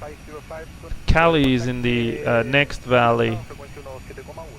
Yeah. So this is the main mountain range. There is a secondary one, and then the ocean. Blue is the ocean. Oh, are we chopping? I think we're okay.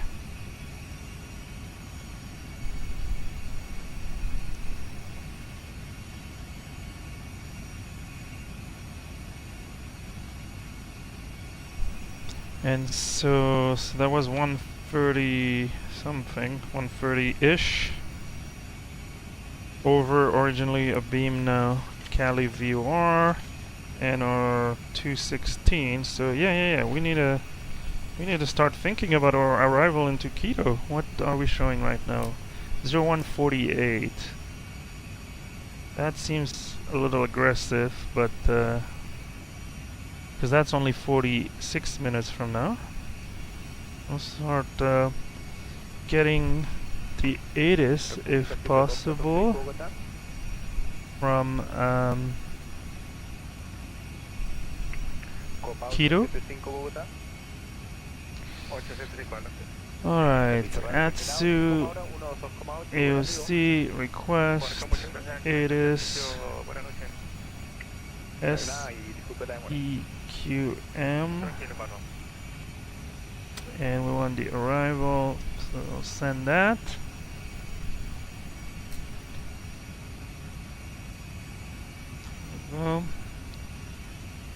Return, receive message. Okay, there's no ATIS available, so short of that, we're gonna do the METAR through the weather request. And in any case, it's a good opportunity to put also our alternate there, so we would have the weather. Today, our alternate. I never put a flight mode. Did you hear Over 125.1 for GL44. that? Sorry. Yeah, thanks for letting me know.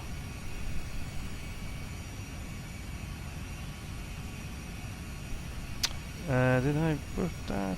Okay. So let me first do that. Don't know where I forgot. Well, I know where I didn't put it, but Bogota Control, NATO 49er, flight level 350.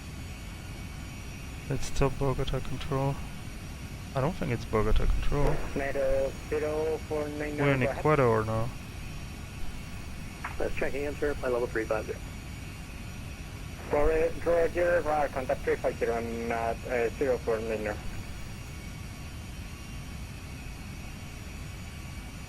And control GL44 is flight level 360 inbound Bocan. Guinea 40 Bocan, Skyway 20 Yankee.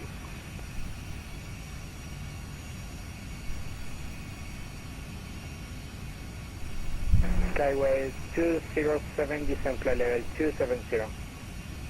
Descent flight level 270, Oh, it is Skyway still 20 Yankee. Okay, kind of track. It is still Bogota. Bogota Control, I just want to make sure you got GL44 flight level 360 inbound Bocan. Juliet Hotel Lima 44, wire contact, FLL 360. Maintain 360 GL44.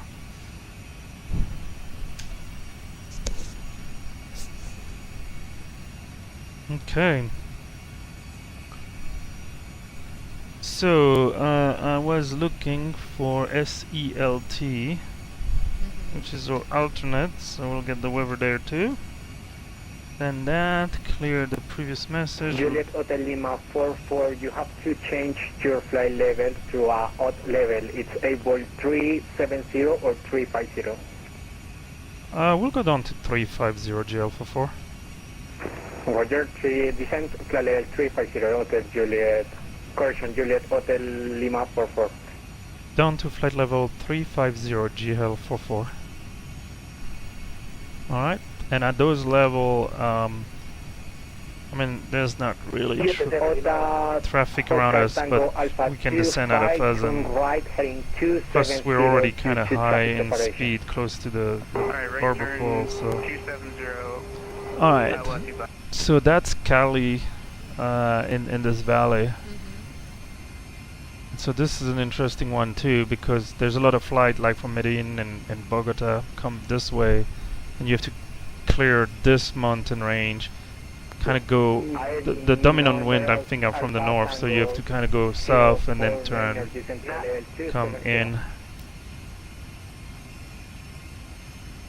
Okay, so we're gonna finish this first, which is our received message weather data. We'll print that, but then we'll go to our progress page and we'll update our cruise so that this will not ultimately be considered as an initial descent, but just a change in cruise level.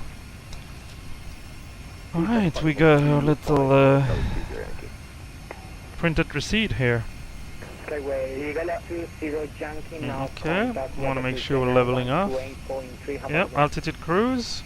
Kind of dipping a little below, but hopefully we'll make it. Being not used to do that at Mach 0.8. Alright, so Quito is reporting at time 100, so 7 minutes ago. Winds 10 at 5, visibility 10 km greater, few clouds, 1000, temperature 13, QNH 1025. No significance remark. 1025 is 3028. Okay, well hopefully that's it's gonna stay the same, a little bit of cloud coverage, but nothing too bad. I mean, so far, I mean, knock on wood, the weather has really not been a factor. We had some low visibility coming into Cairo. I don't know if that was just sand or something like that, but that was a little bit of a surprise. Okay, so we have. I wonder if SimBrief planned a level change or not. Because I was happily sent here at the 360. No, it's 360 all the way. Okay, alright.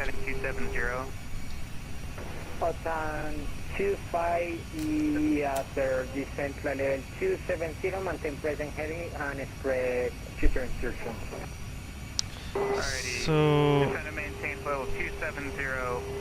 the winds are from the north, so we should expect probably runway 36, sorry, to be confirmed, but that would be my best guess. And I don't think we're gonna use a star. Probably the ILS starting at the Condorcocha.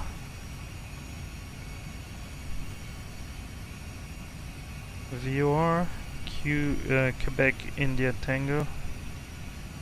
18,000. Okay, let me enter that preliminary.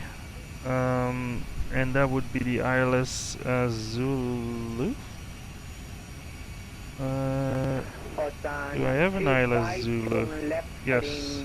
36. No star via. Yeah. Left turn heading 140. Okay, let's see how that looks like. No flight plan. Yep. So we're gonna overshoot the airport, enter a left downwind, extended left downwind, because we need to be able to descend. And then, okay. So we'll expect QAT at 18. So I like to put a range ring to help with for top of descent. I mean, the plane is calculating one for me, but it's using Mach 0.8. I don't want to descend at Mach 0.8. So around Quebec, India, Tango VOR. I want to keep this, so we'll do a new fix. 1835, that's a difference of 17, so 17,000 feet. 17 times 3 is 51, plus 10 to slow down, so we'll call it 60. And we can see how it compares to your TOD. Yeah, it's always a little more conservative, but that's the way I like it. Okay, we're pretty much a beam. Cali, we can see the city down there. The airport I think is to the south.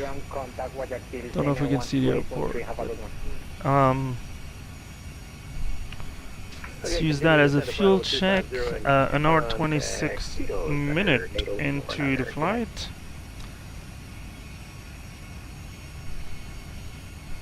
So that shortcut saved us 5 minutes. Well, that's nice. And the fuel 7.9 is the fuel on board, and fuel used, status page is easier, 4.4. So that's a delta no of 0.5 tons, so 500 kilograms. So saved us a little fuel too. Still have plenty of fuel, showing 2 hours 27 minutes extra. All I asked for was 90 minutes. Wonder if the winds have been better, but I don't necessarily think so. What was the wind expected at Cali VOR? 54, 32. With 73 at 37, so we're trading, you know, it's probably roughly the same tailwind component.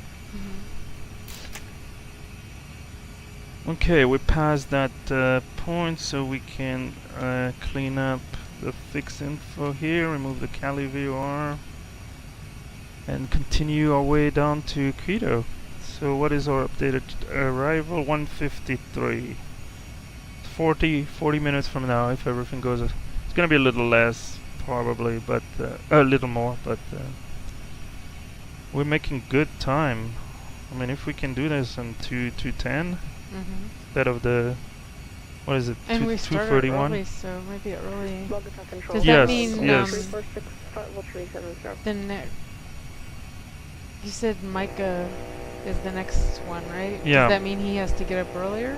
I mean, we'll see, or turn around and all that. I mean, at one point in time, there's no point getting too ahead of the pack because then. Well, look at the trail here. Look where we got.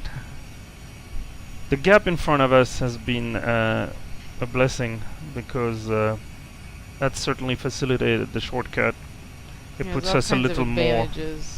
Yes. Out in front. Put us a little more.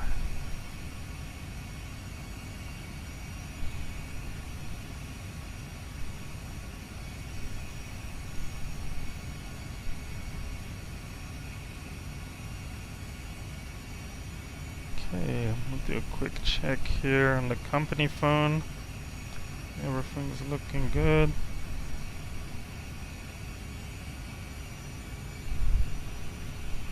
Down 25, continuation. Descend and maintain flight level 250 and contact with the field center 128.3. And Hello, Center. Cavalier Radio 1 checking in 380.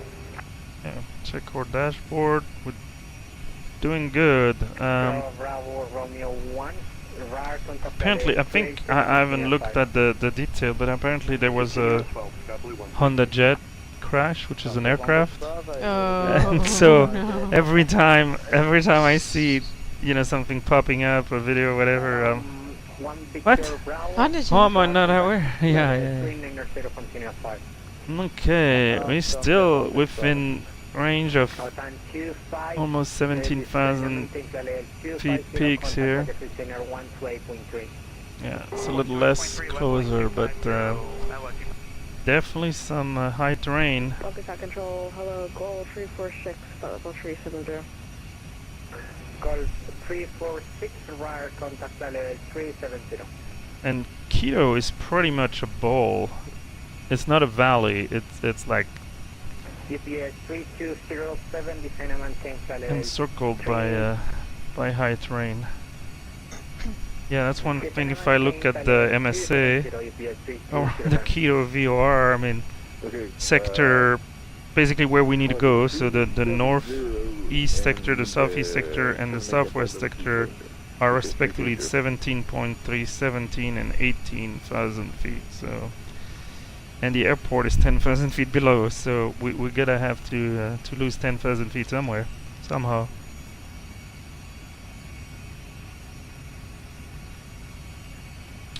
So right now, because everything is built around the QIT VOR, I wonder what we are auto-tuned into.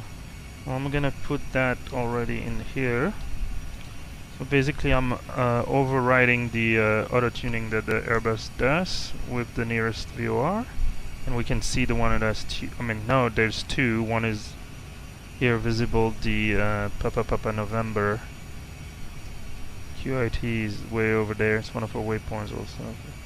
You can see that the VOR that are tuned are displayed on your ND. So 120, 130 some miles to Bocan, and then we'll probably be able to get our descent, and hopefully, yes, there's nobody kind of breathing down our necks, so that we don't have to rush the descent. And as you know, slowing down and going down is doing both at the same time is tricky. 77 flight level 330 for 400. Alright, we're chugging along here. 077 radar cutting back passing 330, continue flight level 400. Got 1077 right. Tom 1 Victor Bravo, say Mach number. Mach 179 at Tom Jet 1 Vic Bravo. 29 your thing. Call 346, say Mach number. And the controller asking for Mach number is all for spacing and sequencing. You might have to usually slow down because people kind of, like we did, get a little faster than they would usually. Ooh. Ouch. Yeah, I don't know what happened. It's like a loop back. I mean, I was able to catch it. I don't think our viewers heard it, or at least I heard the beginning of it. All right.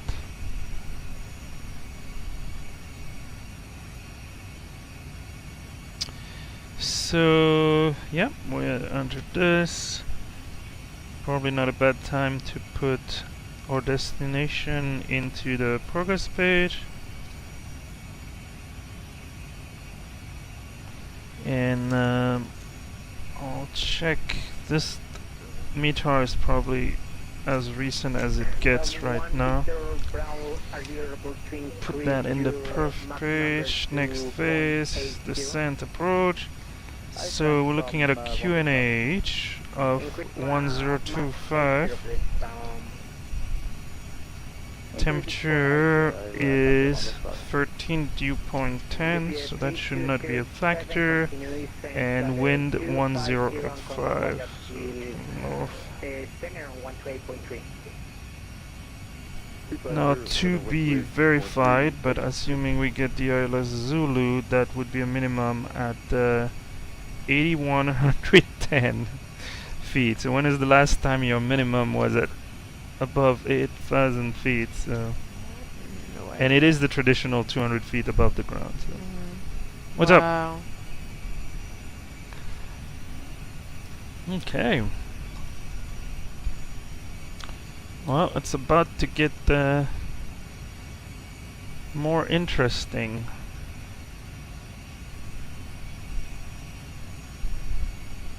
You can see on the DDR, it might be hard to see, but so below the standby, the backup instrument, and left of the lower ECAM, we don't have an indication yet for the VR that I hand tuned because it's just too far.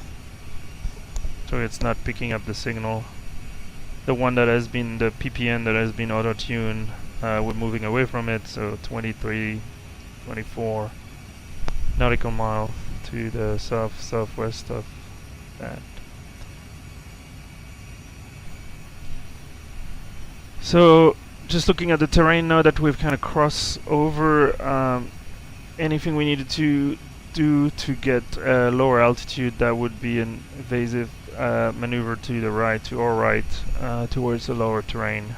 And now we're getting higher peak. Well, it's not the peak itself, but there's probably terrain up to the 17.7. I don't remember the exact number. I had rattled before, but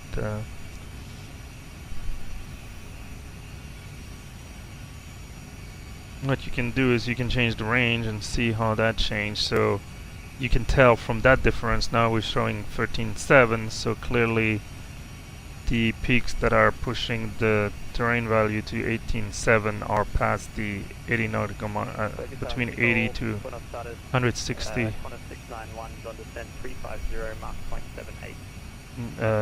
nautical mile range. 6901, radar contact passing 360, descend and maintain level 350.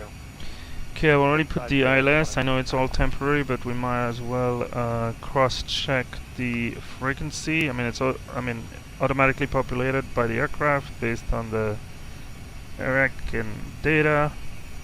So we're expecting India, Quebec, Sierra, frequency 109.3. That's all good, with a front course of 2 degrees, and we should make note of the glide slope. It's a 3.2 degree glide slope, so a little higher than the standard 3 degree approach. So another reason to try to slow down a little sooner.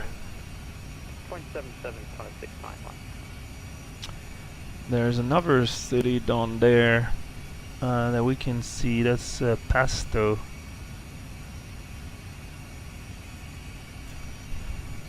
So I'm assuming Bocan is where we're gonna be transferred to Ecuador. So let me look at those frequencies.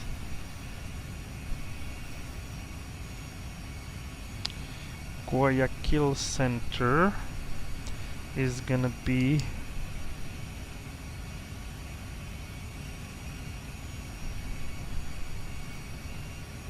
on frequency 128.3, and then Quito approach 121.2, and then do the tower and ground. No, that Quito controller is doing everything. Alright. About to get busy, or hopefully he's about to get help. We'll see what happens. So Guayaquil 1283. Put that in there. Facilitate the frequency switch, assuming we got that frequency right.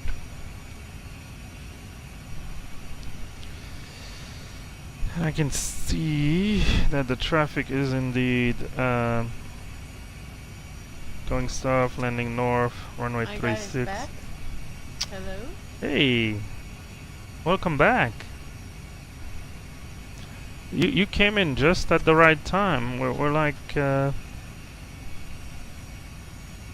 69, 68, so like we're less than 10 minutes from our top of descent into Quito. And we're at flight level 350, but the airport being at 8,000 feet, you know, that saves us that much for the descent. So high terrain all around the airport. We should expect probably spurious terrain warning, which in the real airplane you would take immediate evasive action. Now that's kind of the default terrain warning and logic. Depending on very specific approach, there's additional filters that would exclude those, because you don't, I mean, it is memory item, you know, TOGA. So get up, no speed brake, although I think applying TOGA, the Airbus will bring the speed brakes in if they were to be odd. Alright, that's the city of Pasto, down to our like 2 o'clock there, 2 o'clock, 10 o'clock.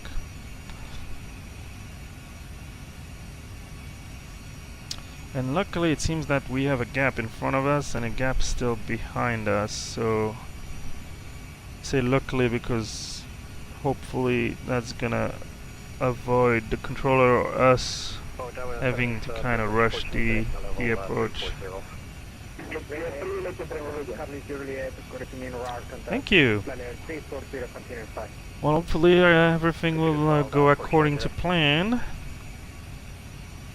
Probably a good idea to review the missed approach, which is climb direct across Q and V VOR. So there's a lot of VORs around here to help with the navigation, and that obviously predate the RNAV and GPS. Aruba of 10.6, then turn left climbing, QIT VOR to enter holding. The holding is at 18,000 feet, or in accordance with ATC instruction.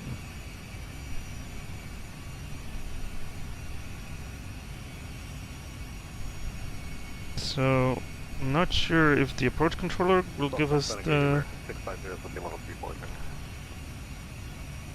specific approach. Hopefully what we have is what we'll have to execute.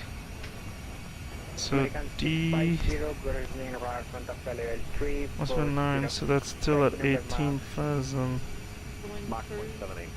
Yes. Roger, maintain 0.77, please. So we'll slow it down to 0.77 American 650.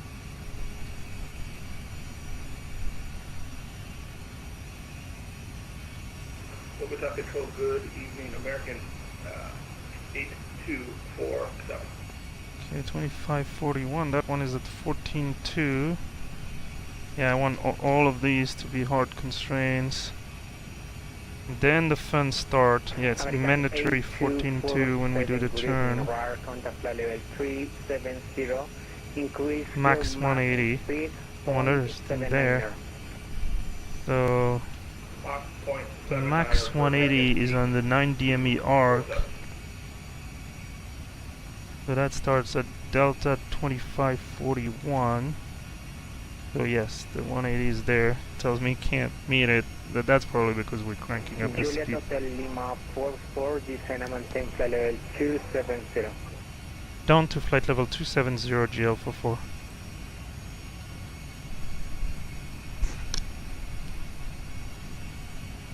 Alright, we're gonna just see what vertical speed we can get on that. I reduced a little bit.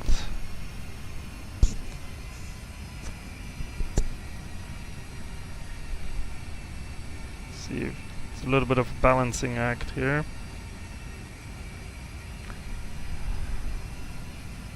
So we can easily do 1500. I mean, one easy way would be just to pull for open descent. But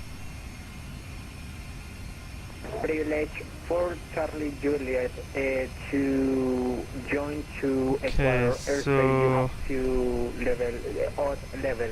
Are you able to descend 330 or 350? 2541 is where the speed, and then the descent. For Charlie Juliet, we'll take 350.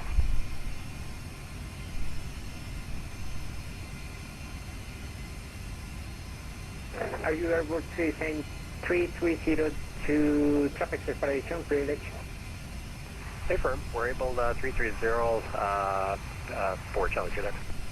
Roger, descend and maintain the level 330 privilege for Charlie Juliet. Down 330 for Charlie Juliet. Here. Yeah, well, not surprisingly. And then Center, good day, Neptune 11 Whiskey with you, flight level 360. Neptune 11 Whiskey. Inbound, Charlie Lima Oscar, update. Neptune 11 Whiskey, good evening, radar contact flight level 360, okay. To Cali, BOR, We're gonna have to stay on top of things here. And so the first turn into the valley is on the 9 DME from the QSV VOR, so I'm gonna also put that as a fix. An additional reference. QSV 9. American 650 Bogota. Let's see how that looks. American 650 Clement Yeah, and you can see that segment is right on the arc. The segment from 25 for India to 211. Oh no, there's a 244 India. Yeah, that makes sense. It should be the same letter. If you now wonder why it's the India, I can tell you India is the 9th letter of the alphabet. Not that I know it, but if it's 9 nautical miles away, it should be. With a letter, it gives you the distance to the VOR.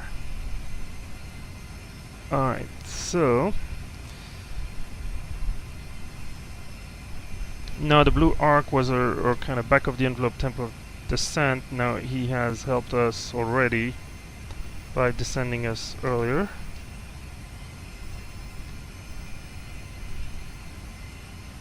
So it's not really a valid reference anymore.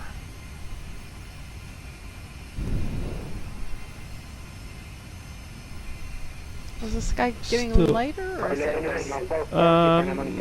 it's roughly the same.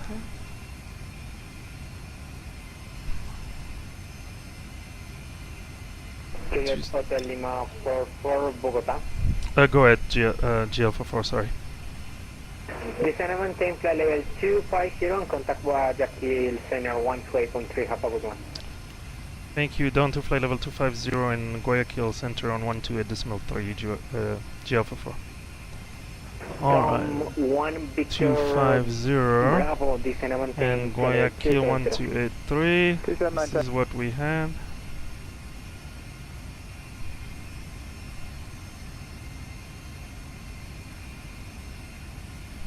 And Guayaquil Center, GL44, passing flight level 293 for flight level 250 inbound Ardnock.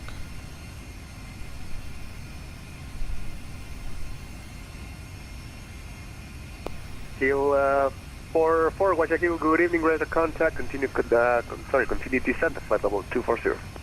Down to flight level 240, GL44.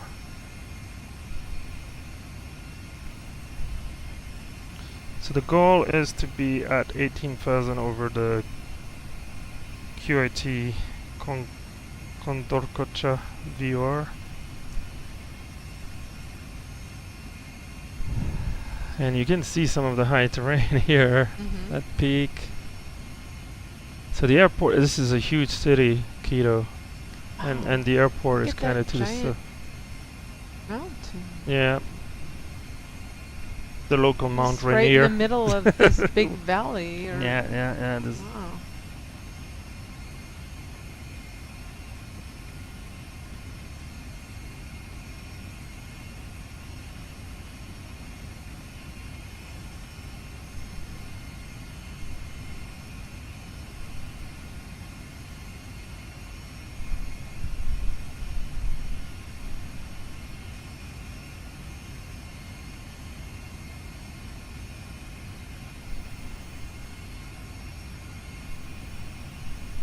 Okay, 121.2, yeah, is the approach frequency.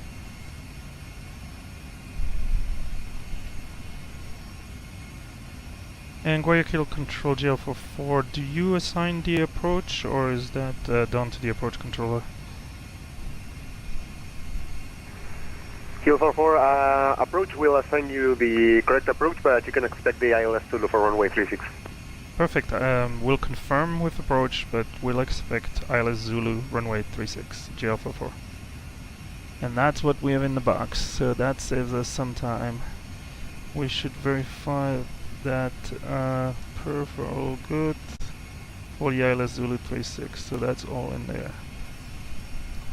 Okay, let's do our approach checklist a little earlier. Briefing? Been completed. ECAM status is showing normal. Seatbelts. Let's put the seatbelt signs back on. Barrow ref. So we not past transition. GL44, you can contact now Quito approach 121.2. Take care. 121.2 GL44. Bravo, I'll wait for them to go.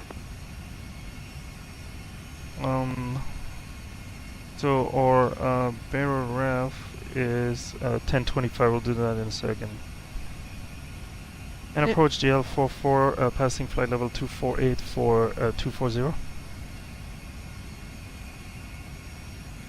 GL44, approach, very good evening, Roger. This is maintain 18,000, expect ILS Zulu approach 136. Down to 18,000, 18,000, and we'll expect the ILS Zulu runway 36, GL44. Alright. 6712, fly direct to Quebec, India Tango.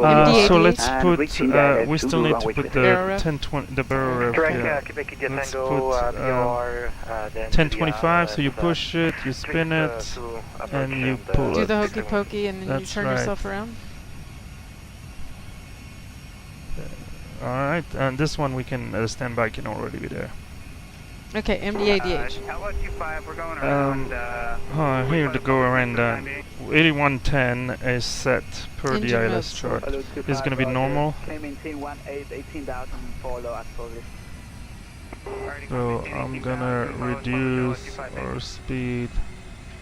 Maybe not that much. The first GPS we'll do 320. There we go. Just want to make sure I can still descend by Quito to be at 18.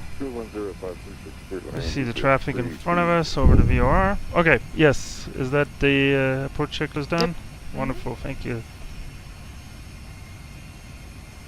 Alright. Hopefully we won't have to go around. So we're gonna stay on the east side of this big bowl.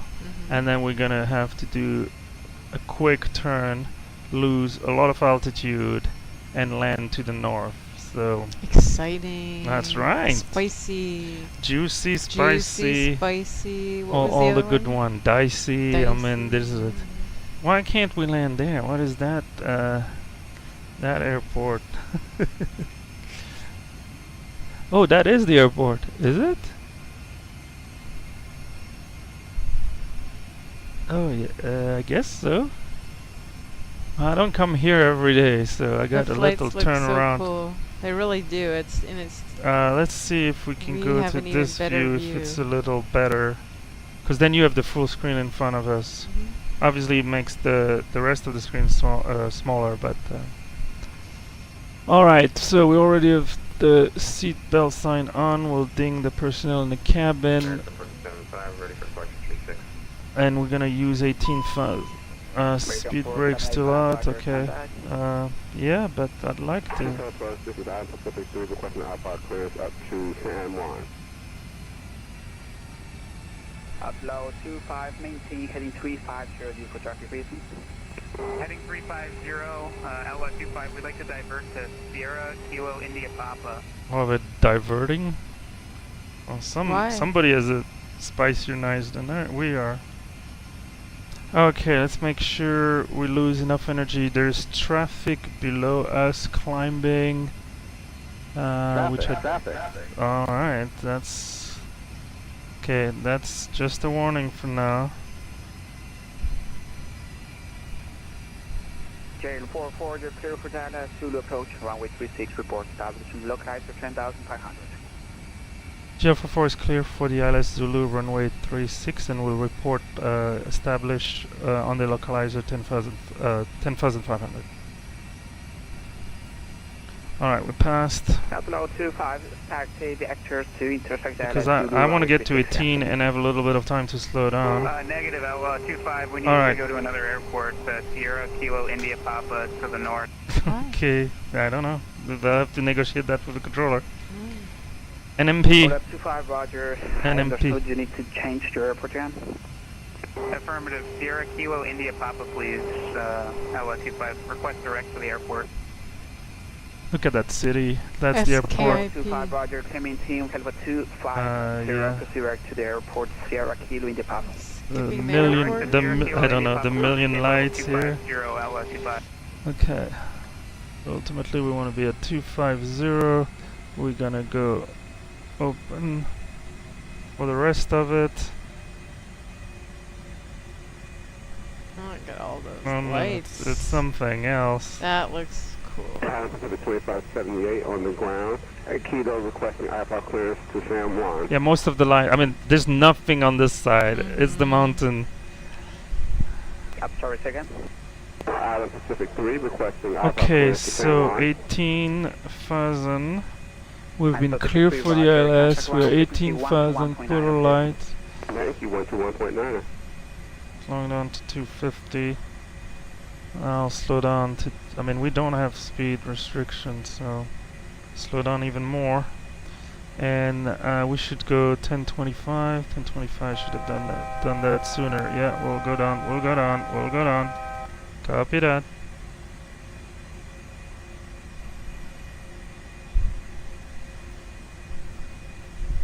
Alright. I bet they're diverting for no reason, just for the fun of it. Yeah, the controller might not think it's it's funny. Alright, 18 will level off the green dot. OBS 30, correction 3207, welcome to Quito. Okay, let's go down 14.2. 21.9, make sure. And American 4785. I want to see what the speed is going to do here. Alright. Yeah. Okay.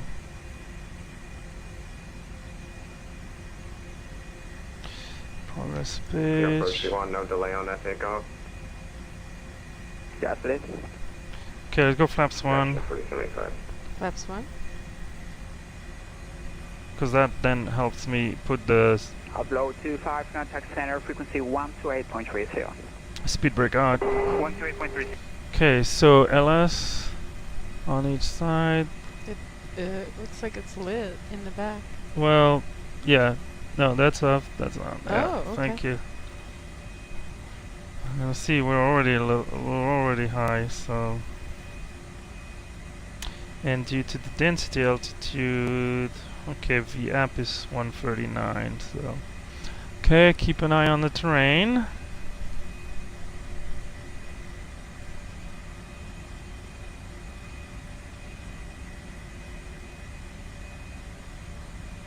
hopefully we can meet that constraint. Let's go gear down, actually, out of sequence. Gears down? Yeah.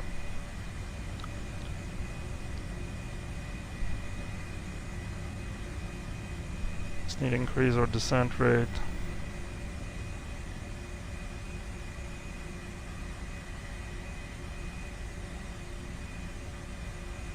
Transition to localizer 6712. Waiting for VFE minus 10, flaps 2. At 5, runway 36, Flaps 2.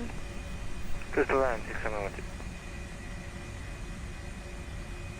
Okay, terrain is amber.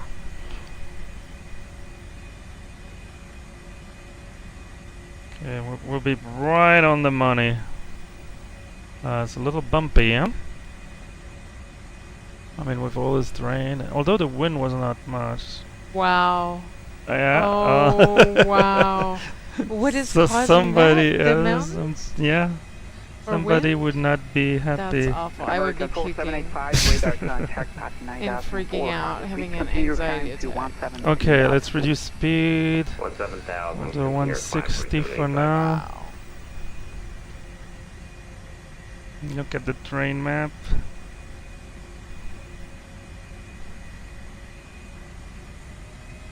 Look at it.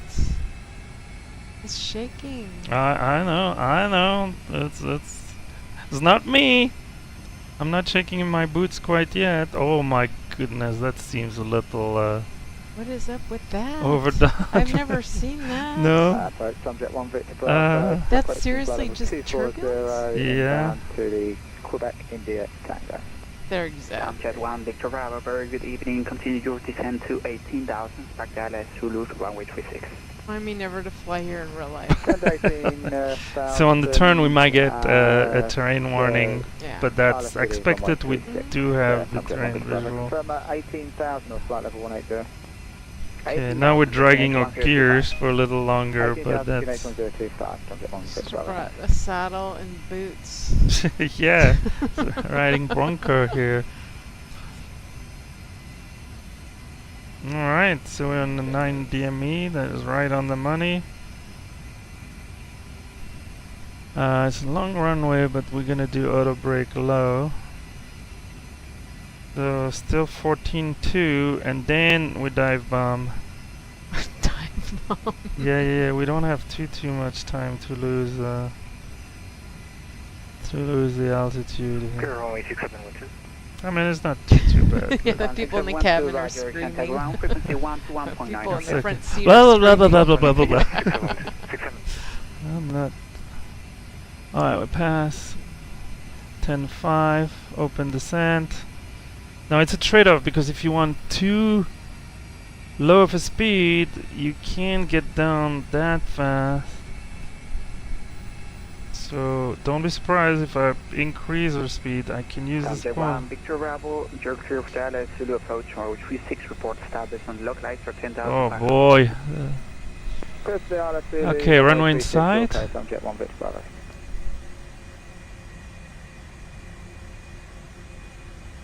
An American 4785, continue your climb, level 250. And once we are on that straight segment, well, let's see how it goes. I want to keep enough separation between VLS. I'm kind of throttling the speed brake. So we've geared down with the speed brake. Now we're finally below profile.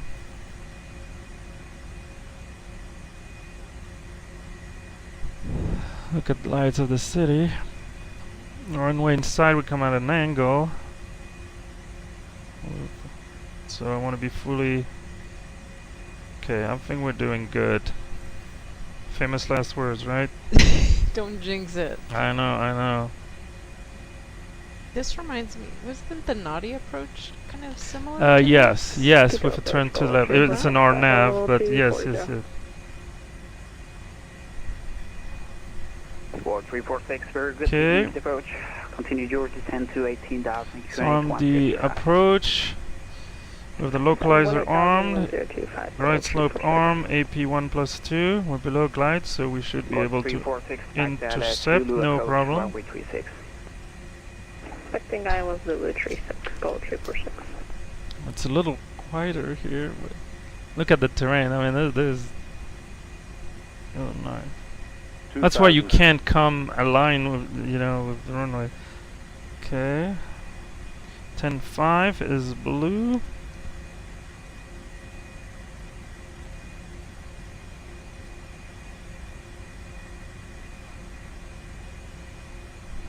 Let's go flaps 3. Flaps 3.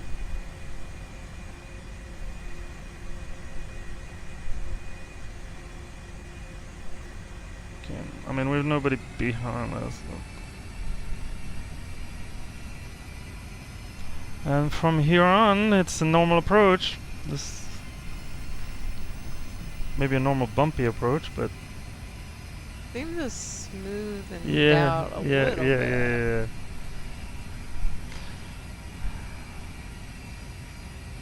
Yeah, there's definitely puke splattered on the front Hey, seats come back on. there.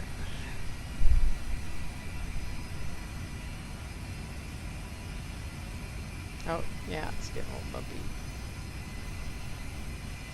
Alright, so lining up. When will be 1 dot?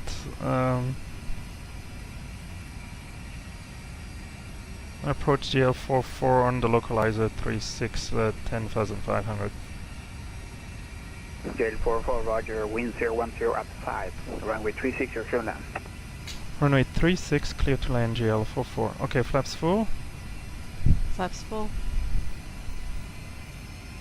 Okay, glide slope is armed, glide slope captured. American 4785, contact Guayaquil Center, frequency 128.3. Do the rest. 128.3, CL 4275. Imagine if the visibility was crap here. Because it's still above minimum. Minimum is 200 feet. So you could be in the soup doing this thing. So, alright, we're on a glide slope. Report on the localizer 18 set. 1,500 gold, 346. Approach checklist, landing checklist, please. Cabin crew. Has been advised. Auto thrust. Is gonna be speed. ECAM memo. Is landing no blue. That's the landing checklist completed.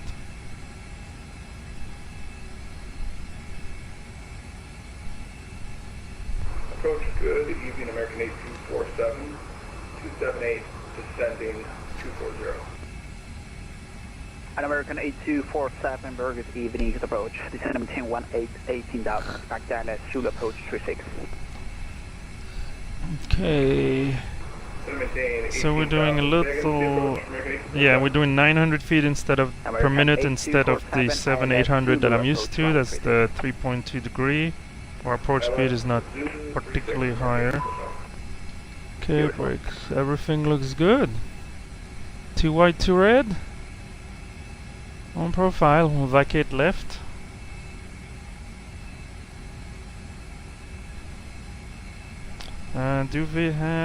Do they believe in high-speed exit? They do. I like that. 1,000 checked. We're already fully stable.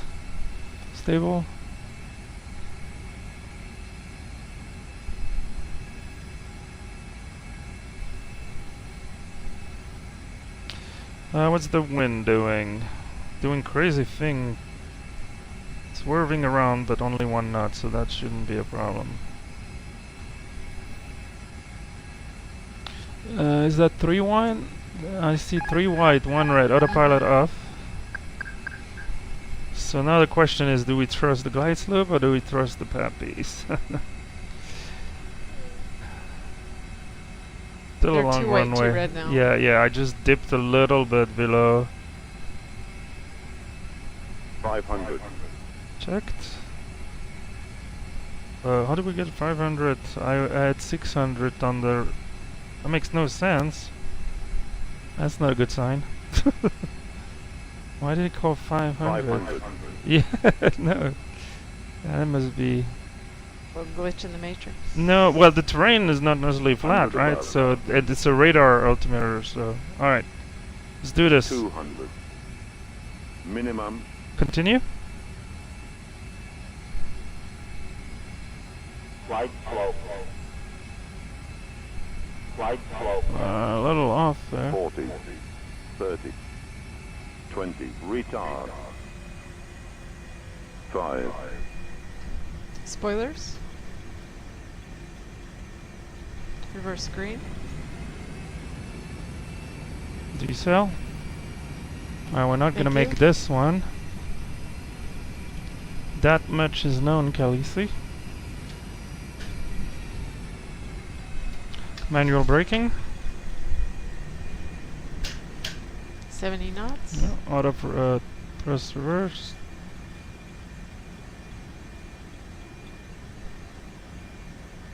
That's just me.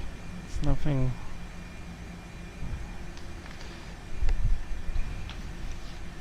Welcome to Quito. Did it? Hey, Captain Tango.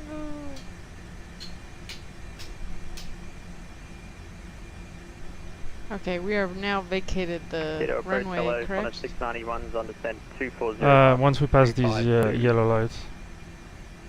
1-691, Quito approach, very good evening, Roger, descend maintain 18,000, QNH 1025. 18,000, 1025 on a Let me get on the straight and then we can do the... Yeah. 1-691, Roger, and expect the ILS Zulu approach, runway 36. ILS Zulu 36, on a 691. An American 8247, you're clear for the ILS Zulu approach 36, report localizer at 10,500. Clear for the ILS Zulu 36 approach, American 8247. And approach GL44 vacated Alpha 3. Jerry 44, Roger, contact 1.9 or so. Ground point 9er, thanks for the service, GL44. Subject 1 Victor Bravo, established ILS 36. Subject 1 Victor Bravo, Roger, wind 0.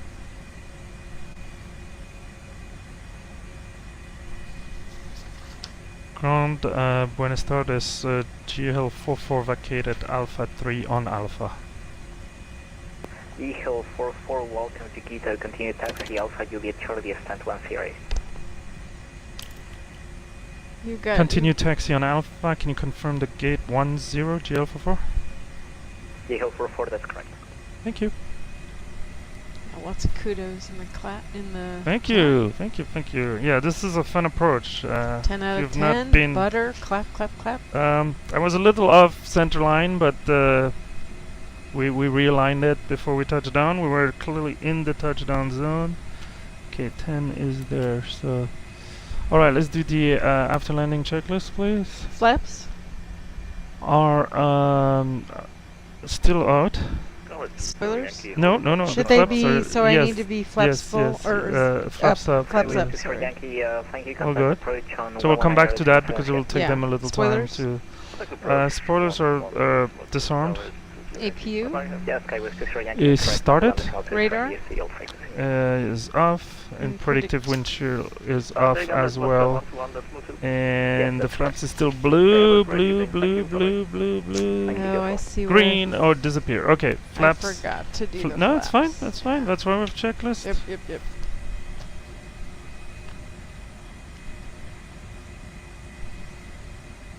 Alright. Island Pacific 3, when reaching the holding point, contact approach 121. Let's see how GSX feels tonight.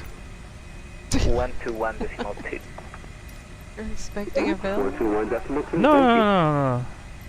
Don't do that. Don't do that. Latam is perfectly fine.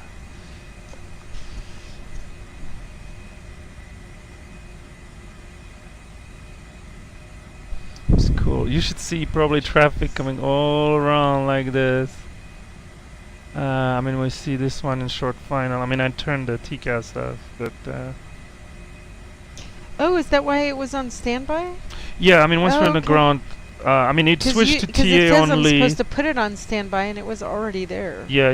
I put it. Okay. You don't want Sneaky. spurious... Yes. What did the British say? Oh, Sneaky bum or something? I don't know.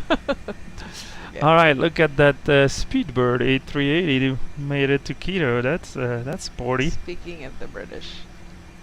Yes, is this Juliet? Cheeky bum, that's what it was. Oh, okay, cheeky bum. I think,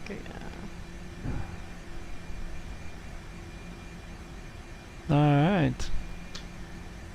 Is this a good plan? Yeah, I think this is a good plan. That is Juliet.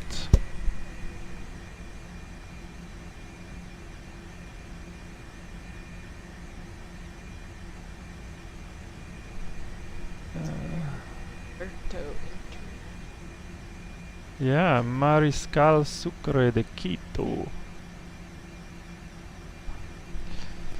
Time for dinner here. Yes, yes, yes. See you later. Well, thanks See for ya. joining. Thank Thanks for the you. positive comments. Enjoy your dinner. I certainly enjoyed the approach. The landing, if you're on top of things and stabilize, is just a regular landing in these conditions. But no traffic here, no traffic. All right. It's really the whole approach and making sure you can lose enough speed and enough altitude. So we had to use the spoiler and the gears pretty early, but not too bad. Alright, so I'm taking a left here. And 10, do you see gate numbers? I think this is our gate. I do not see any numbers. Ground, Jet 1 Victor Bravo. Vacated at... Okay, here, 12. So you see the marking on the ground. Welcome to Quito. And we see our... Charlie stands 9, right? I know it's on the right, so you can ignore the 55 and all that. You see 11. I didn't see 12. I'm not sure where you're Well, I saw it in the... So there is a painted yellow arrow pointing to the gate. Oh, with yeah, there's one coming up here. That's 54 this way, which is just a stand. And then, yeah. 1. 0. 11. 10. That one's 10. That one is 10. This is 10.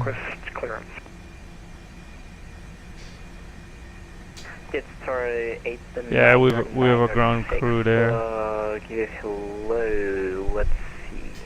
Oh, we cleared to destination. Alright, Nailed it.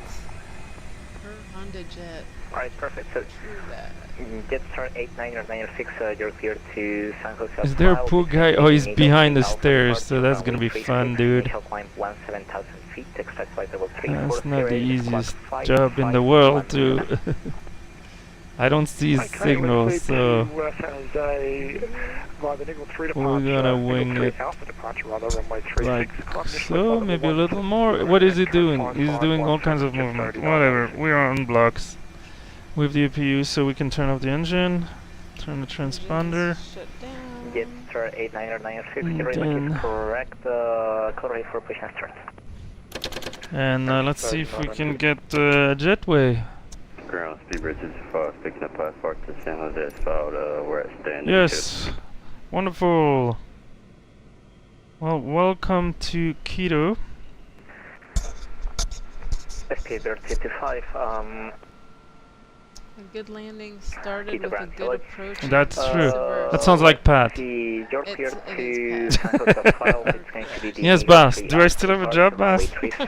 Hopefully. Alright. Well, thank you guys for joining. We'll get our passenger out of here. And get ready for next flight. We might take a little bit of a longer break than usual. Usually we try to do a 45-minute turnaround, but I think we're well ahead of schedule. But we're not gonna burn it, but we'll stay on time. We will stay on time. So. Thank you, the First Officer Crafty, for joining me.